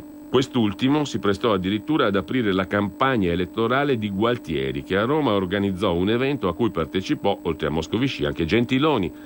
La discesa in Italia di Moscovici, uomo per tutte le stagioni, passato dai socialisti a Macron, non portò fortuna al neo ministro dell'economia, il quale, nonostante gli sponsor, rischiò di non fare ritorno a Bruxelles, scavalcato nella classifica degli eletti. A salvarlo la scelta di Pietro Bartolo, il medico di Lampedusa, che alla fine scelse di farsi eleggere nelle isole lasciando libera la poltrona. Insomma, l'Italia è finita in mano agli euroinomani, scrive Maurizio Belpietro. Con questo governo l'ingerenza dell'Unione Europea negli affari nazionali raggiunge vette mai viste. Attraverso ministri fantoccio, Bruxelles assumerà il controllo diretto delle nostre politiche riguardo economia, immigrazione e temi etici. Saranno tempi bui, scrive Maurizio Belpietro nell'editoriale. E al Viminale, osserva Giorgio Gandola, sempre sulla Verità, arriva una fan dell'accoglienza diffusa. La nomina al Ministero dell'Interno dell'ex prefetto di Milano, Luciana Lamorgese, segna un'inversione a U rispetto alle politiche messe in campo da Matteo Salvini. Ama i blitz mediatici sulla sicurezza, passa per Lady di ferro, ma poi è finita a riempire paesini sperduti di migranti africani. E alla difesa cade la testa di Elisabetta Trenta e la vendetta di Conte e dei generali. La grillina paga il braccio di ferro sui ruoli chiave, al suo posto arriva il renziano Lorenzo Guerini. Mentre, osserva Claudio Antonelli, all'economia appunto arriva un comunista dalemiano, che è quello che ci ha legati, Gualtieri, con il Fiscal Compact. Storico, togliattiano, lascia l'Europarlamento dove ha presieduto commissioni delicate, appoggiato posizioni tedesche sui vincoli di bilancio. Ora si occupa di unione bancaria agli ordini dell'Unione Europea. A ricoprire il suo seggio a Strasburgo finirà Nicola Danti, capo scout di Renzi. È stato anche vicino ai giovani turchi di Orfini con la rivista Left Wing. Mentre Gentiloni probabilmente diventa commissario europeo, anzi sarà al fianco di Ursula von der Leyen, il vice. Sempre poi dalla Verità c'è il pezzo di Daniele Capezzone su Di Maio, il miracolato dalle risse con Parigi alla guida del Ministero degli Esteri. Non parla l'inglese, crea crisi diplomatiche a ripetizione, ma muovendosi da vecchio democristiano si è accaparrato la Farnesina. E poi ne abbiamo un altro ritratto, quello del grillino Federico D'Inca, la giravolta del grillino che attaccava l'inciucio di Renzi. Il Ministero dei Rapporti col Parlamento è finito al pentastellato D'Inca, che nel 2014 tuonava Napolitano viola la Costituzione. Ma c'è anche il balduccino arcobaleno che seguirà i giovani. Il nuovo ministro dello sport, scrive Francesco Borgonovo, sempre sulla Verità, è Vincenzo Spadafora, grillino, difensore dei diritti LGBT, accusò Salvini di fomentare il sessismo. L'unica famiglia naturale che ha amato è quella di Angelo Balducci, il capo della cricca degli appalti che lui chiamava Papi. Alla famiglia arriva una sconosciuta che tifa Ius Culture e piace ai gay. Vicina a Renzi, il nuovo ministro della famiglia, Elena Bonetti, invocò l'apertura degli scout cattolici sulle coppie omosessuali, scrive appunto la Verità.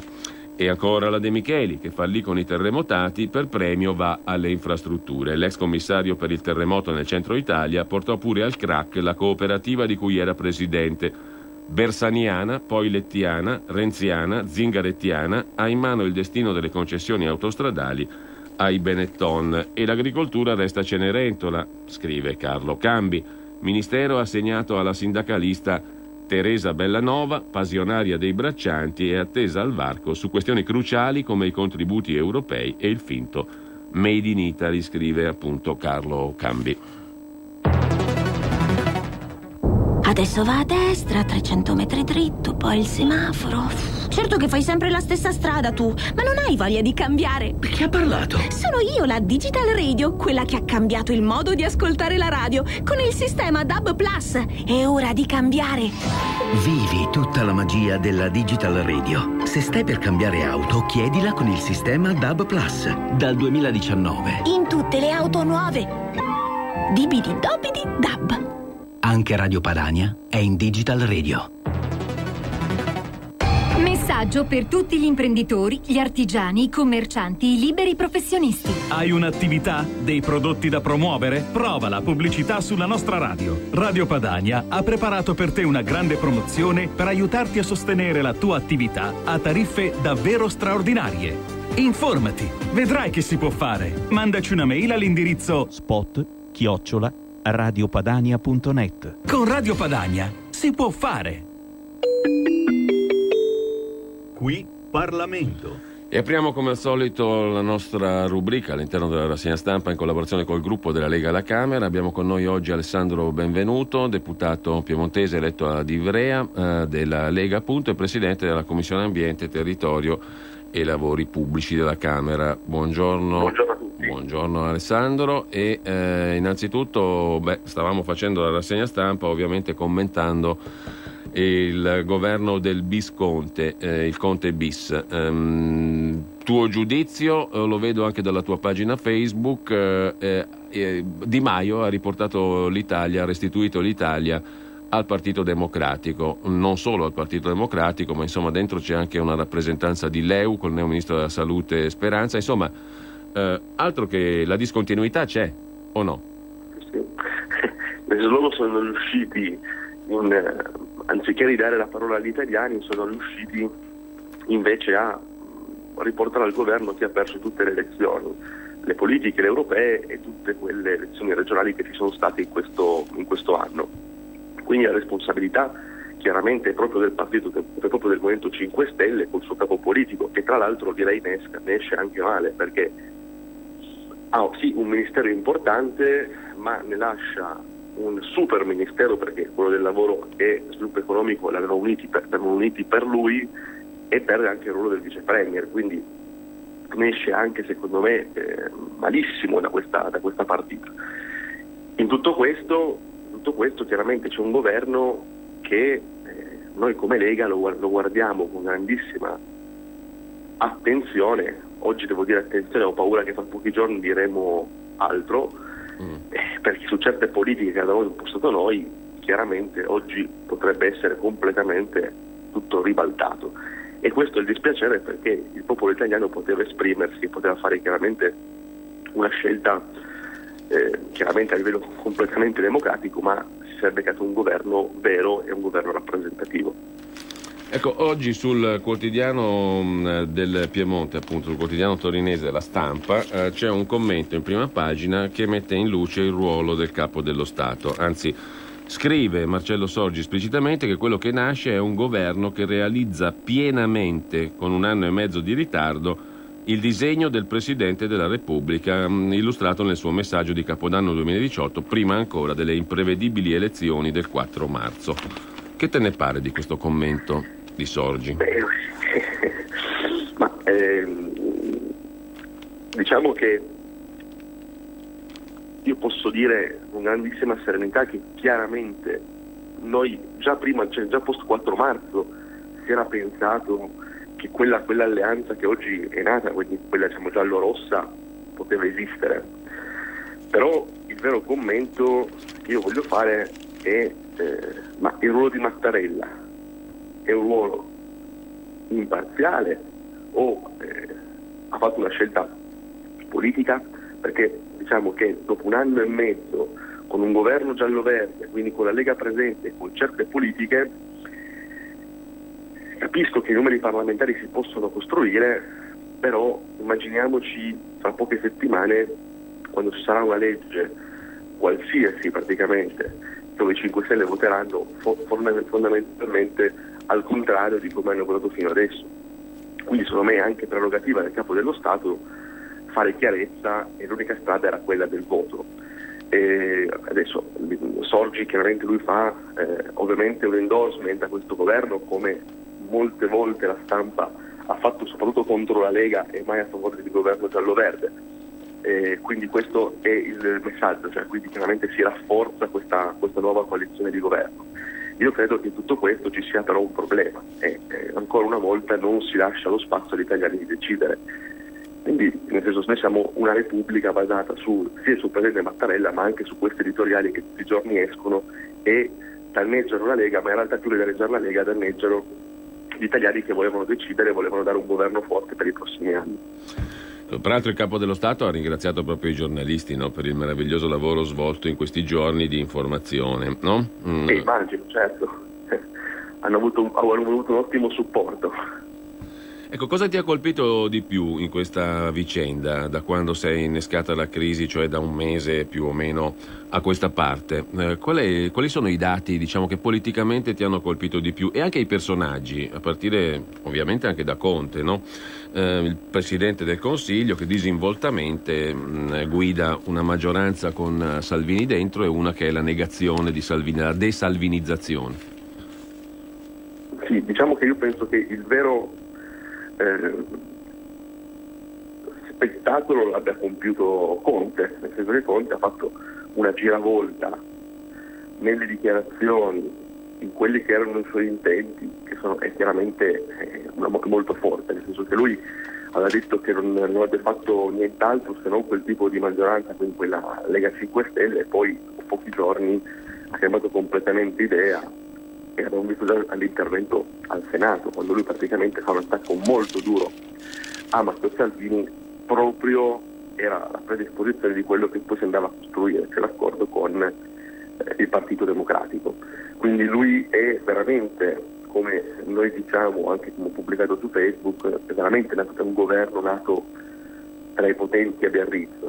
Ecco, questo è secondo me un altro che avvocato del popolo, avvocato dei potenti, e che probabilmente risponde a certe logiche che sono lontanissime da quelle della Lega, ma sono le logiche dei poteri forti dell'Unione Europea, quella che noi non vogliamo in questo modo. Ecco, forse è proprio il peggio di quello che noi abbiamo sempre combattuto in questi anni, quindi questo è veramente il messaggio politico. Poi diciamo che da tutti gli altri attori si poteva aspettare di tutto, perché pur di mantenere, chiaramente sarà il governo qualcuno e altri avrebbero fatto di tutto per entrare nel governo, mi permetto di dire era più normale, ma da Conte veramente non me l'aspettavo.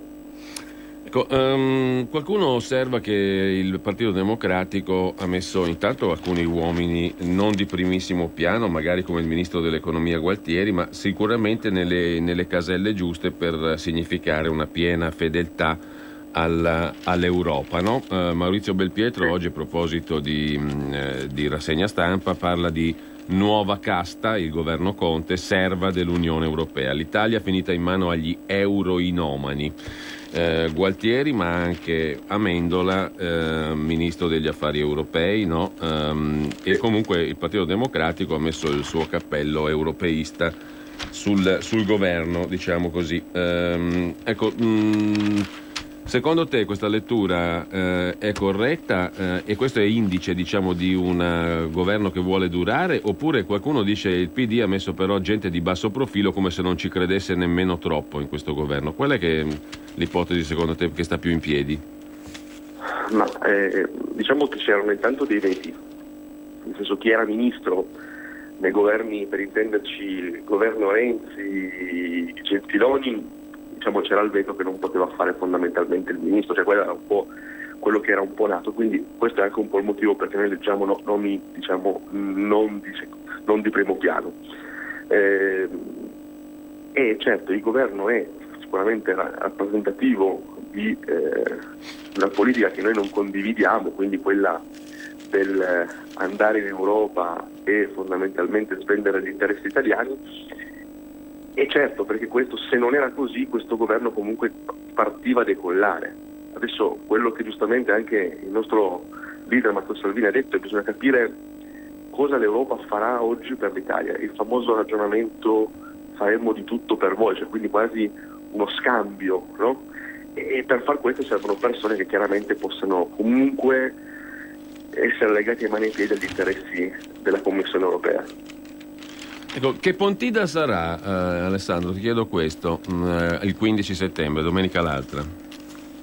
Ma secondo me comunque intanto è una Pontida dove si presenta una Lega fortissima a livello sia di vittorie sul campo, quindi tutte queste elezioni nelle regioni, piuttosto che le ultime tornate delle amministrative e delle europee, quindi sicuramente una Lega fortissima, e una Lega che però con grande chiarezza dirà al suo popolo, porterà sicuramente un messaggio di tranquillità, ma allo stesso tempo un messaggio di forza per le battaglie future. Quindi io penso che sarà una grande Pontida, proprio perché la Lega, dopo tantissimi anni, adesso sono un po' di Pontide che la Lega va bene, chiaramente, abbiamo di ottime dati, ottime percentuali, ma sicuramente questa Pontida è la Pontida dove la Lega è il primo partito in Italia. La Lega è il primo partito in Italia e quindi giustamente deve dare delle posizioni durante il raduno di Pontida di grande forza, perché siamo il primo partito, perché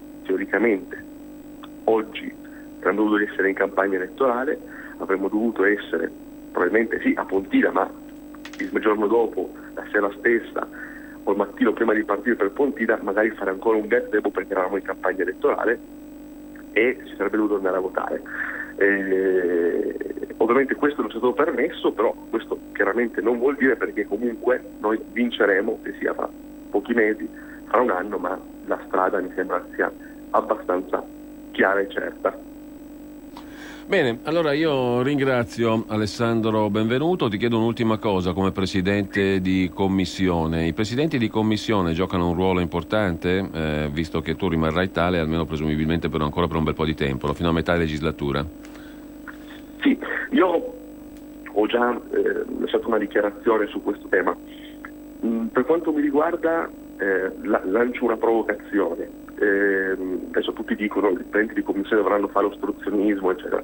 Io in realtà ho una posizione leggermente diversa, ma è una provocazione. Io in realtà sarei pronto martedì, martedì non si può perché il governo sta ancora chiedendo la fiducia, però io sarei prontissimo anche da mercoledì a calendarizzare e correre dentro dei gruppi di parlamentari di opposizione che magari faranno opposizione ovviamente, ma io sono disponibilissimo a calendarizzare la proposta sull'acqua pubblica, perché se loro hanno trovato l'accordo tra PD e 5 Stelle io sono disponibilissimo a calendarizzare, visto che secondo me se lo sono scritti nel loro nuovo contratto di governo si parla di acqua pubblica, sarebbe bellissimo mettere alla prova che sono d'accordo sulla proposta di legge del Movimento 5 Stelle che va a privatizzare, va a rendere pubblico, quindi va a sorpassare tutte le aziende di diritto privato che in molti casi sono proprio a governo del Partito Democratico. Quindi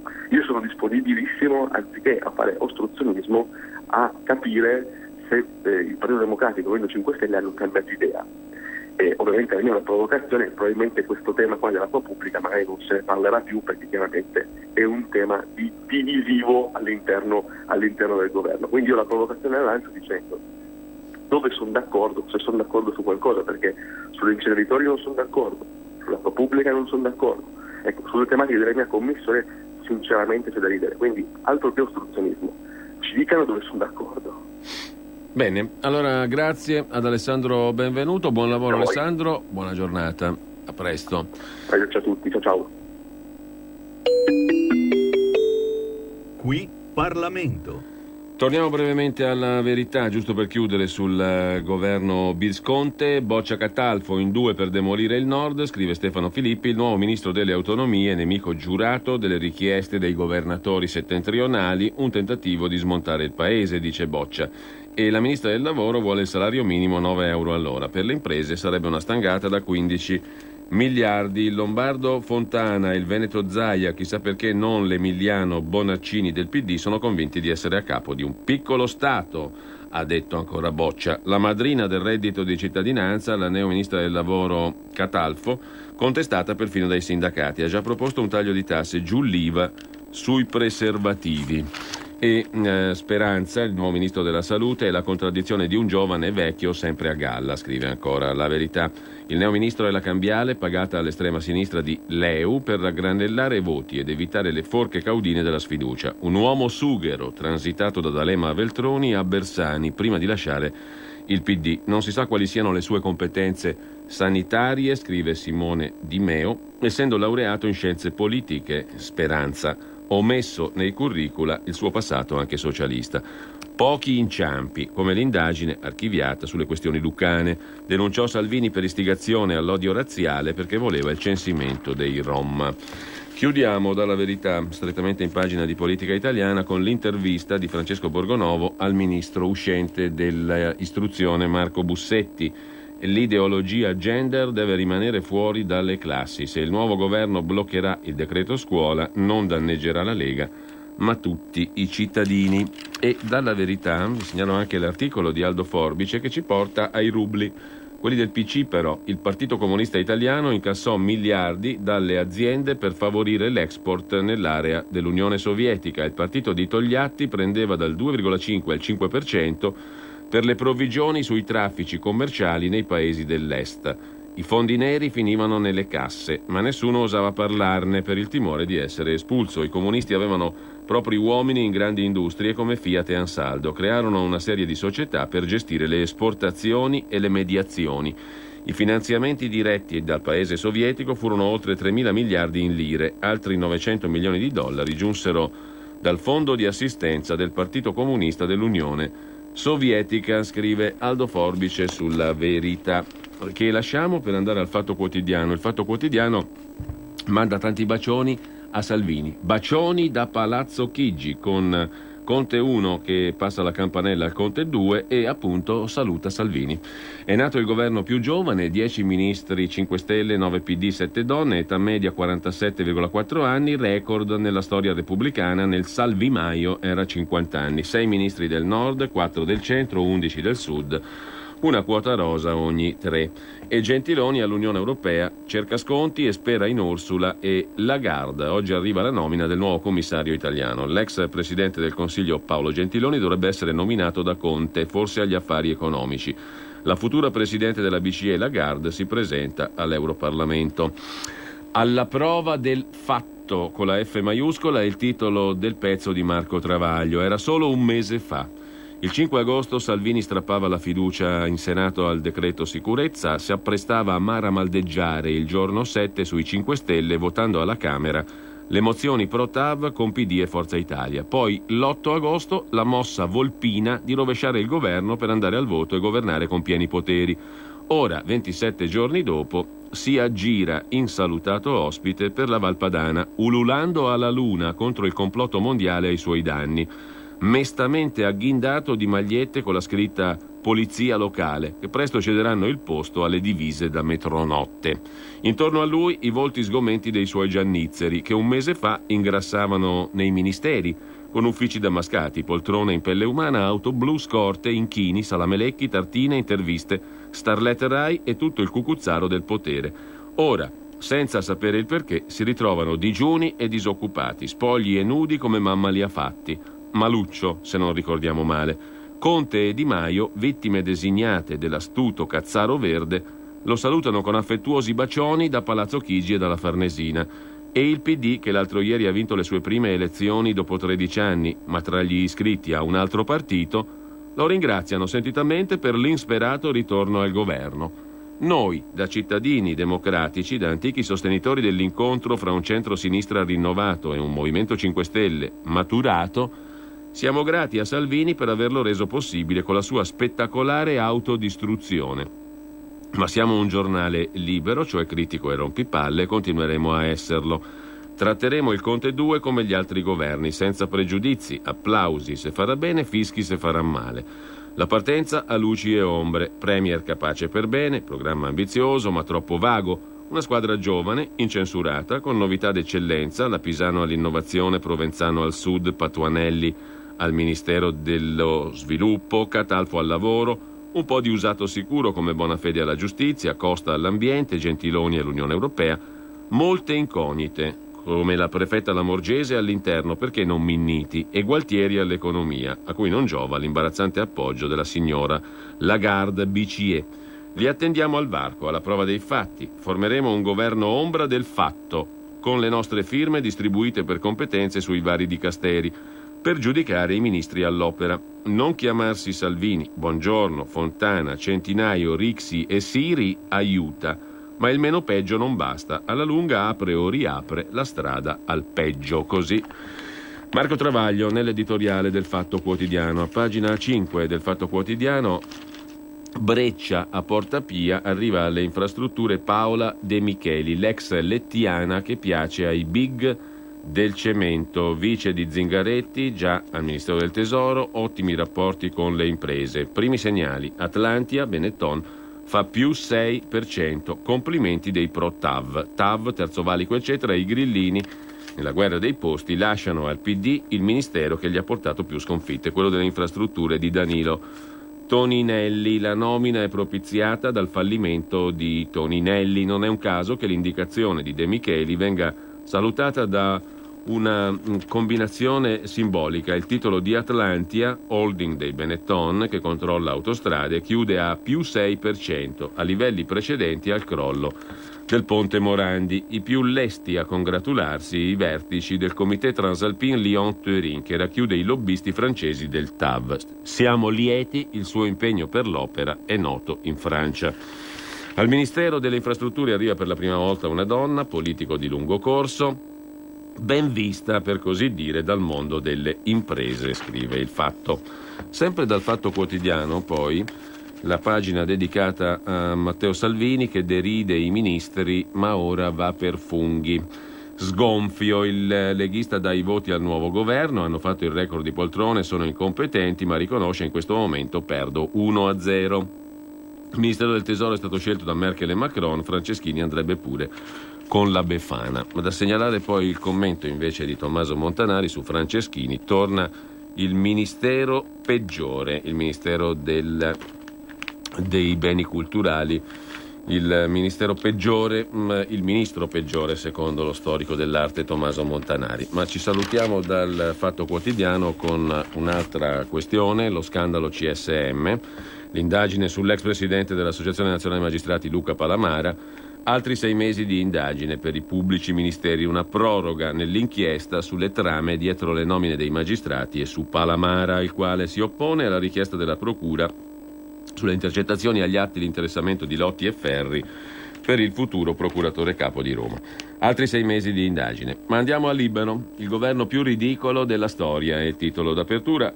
Di Maio, ministro degli esteri e dei disastri, commenta Renato Farina. Il premier fa di tutto per agevolare Di Maio, mandandolo alla Farnesina in un ruolo che richiede la conoscenza dell'inglese, lingua priva del congiuntivo, ignoto a Gigino, il quale speriamo abbia un po' di dimestichezza con la geografia. Lo zoo di Conte fa ribrezzo, squadra sconosciuta di Serie B, scrive ancora Libero. Poi il commento di Vittorio Feltri: peggio di così non poteva capitarci, ci sarà da divertirsi. Ai lettori non importa nulla dei ministri di un nuovo governo, specialmente se si tratta di personaggetti sconosciuti. Pertanto risparmio loro di tracciarne l'ininfluente biografia, evito di addentrarmi in curriculum insignificanti. Mi limito a segnalare che Di Maio è passato dal Ministero del Lavoro a quello degli Esteri. Una carriera formidabile per uno che non ha mai lavorato, se non come bibitaro allo stadio San Paolo di Napoli, ed è approdato alla Farnesina, dove si richiede la conoscenza dell'inglese, lingua priva del congiuntivo, ignoto a Gigino. Costui tirerà un sospiro di sollievo, non dovendo più coniugare i verbi in base alla consecutio temporum, per lui un'ossessione. Ci felicitiamo con il leader dei 5 Stelle, il quale non verrà più preso per il culo a causa della sua incapacità di adeguarsi alle regole dell'italiano. Potrà parlare in napoletano e far tradurre le sue frasi scoordinate ai funzionari acculturati addetti alle relazioni internazionali. Sarà comunque divertente seguirne le trasferte in paesi stranieri e verificare in quali idiomi si esprimerà per dire le solite cazzate. L'intera compagine governativa è piena di gente improbabile, di serie B, che farebbe fatica a guidare una bocciofila di periferia. Un esecutivo così scassato l'Italia non lo ebbe mai, e ciò, se da un lato sputtanerà la nostra povera patria, dall'altro garantirà un gran divertimento a tutti i nostri connazionali. Peggio non poteva capitare, ma non stracciamoci le vesti, limitiamoci a vomitare per qualche tempo che non sarà troppo lungo. Speriamo. Una squadra tanto sgangherata ci riempie di vergogna e ci induce a pensare che al male non c'è limite. Non riesco a immaginare quale sia l'umore di Mattarella costretto a benedire questa porcata, conclude Vittorio Feltri. Lasciamo a Conte il suo zoo pieno di terroni e ostile al nord che li mantiene tutti, conclude Feltri. Sempre da Libero, poi, campani, siciliani e pugliesi prendono la metà dei posti. 12 ministri del sud, 9 del nord, scrive Filippo Facci. Il neopresidente del Consiglio è di Foggia, ma anche il resto del governo è a trazione meridionale. La si può considerare una reazione etnopolitica all'assenza della Lega, nonché una fisiologica conseguenza di alcuni punti del programma. Punto 16, per esempio, va lanciato un piano straordinario di investimenti per la crescita e il lavoro al sud, o l'ipocrita accenno, punto 17, a un processo di autonomia differenziata, giusta e cooperativa che salvaguardi il principio di coesione nazionale e di solidarietà. Insomma, niente autonomia. Facciamo un po' di conti, scrive Filippo Facci. Nel governo i nordici sarebbero 9, i sudisti 11. A questi ultimi c'è da aggiungere il presidente Conte e c'è da decidere come piazzare i due romani Gualtieri e Fioramonti, posto che nella capitale essere di Roma Nord o Sud è considerato vivere su pianeti diversi, trattandosi di un governo di indubbia reazione a Matteo Salvini. Mettere economia e finanze e scuola nelle mani di Roma ladrona farà propendere per un posizionamento non proprio leghista. Quindi i nordici sono 9 e i sudisti almeno 14, considerando che uno dei due romani dovrà occuparsi anche del punto 26, cioè il governo dovrà collaborare per rendere Roma una capitale sempre più attraente per i visitatori e più vivibile e sostenibile per i residenti, il che significa soldi per una sindaca che secondo la Lega, non da sola, andrebbe cacciata. Campani, siciliani e pugliesi prendono la metà dei posti, scrive Filippo Facci. Fatto fuori Salvini, il Mezzogiorno fa il pieno di poltrone. Su 23 incarichi, solo 9 sono ricoperti da esponenti politici nati al settentrione e 2 sono di Roma. La compagine nordica è composta appunto da 9 elementi, di cui 4 sono donne, e comunque i ministeri andrebbero anche pesati.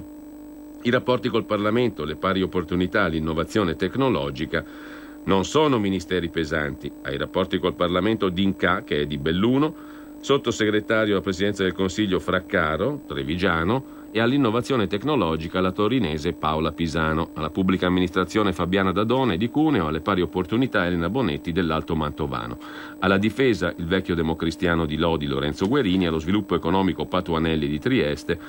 E insomma, sono pochi quelli del nord, sono soltanto 9, scrive Filippo Facci in questa analisi nord-sud dei ministeri. Mentre il direttore Pietro Senaldi, sempre su Libero, si occupa del governo e delle seconde linee. Perché noi dovremmo credere al governo se non lo fa neanche il Partito Democratico, che è tornato al governo, ma per accorgersene bisogna essere dei professionisti della politica. Tutti i pezzi da 90 del PD, a parte Franceschini, hanno avuto cura di chiamarsi fuori dal governo. Hanno preferito restare in panchina Renzi, la sua scudiera Boschi, Zingaretti, il vice Orlando e Del Rio. In rappresentanza del cerchio magico fiorentino c'è solo Guerini. Perché dovremmo crederci noi se non lo fa neanche il PD? Scrive Senaldi. Poi ci sono i 2 ritratti del ministro dell'Interno Lamorgese, la prefetta che fa adottare i profughi. Nel 2017 aveva chiesto a tutti i sindaci del milanese di ospitare i richiedenti asilo, provocando l'ira anche di molti esponenti del PD. E poi all'economia Gualtieri, l'uomo dell'Unione Europea che ama cantare Bella ciao, solidi rapporti in Europa, storico di professione, militante del PD, nostalgico dei partigiani, disse le elezioni non contano niente, così Libero. Ci sentiamo tra poco. 2019, 2019, 2019! Ma chi ha parlato? Sono io, la Digital Radio, quella del sistema DAB+, e sono strafelice perché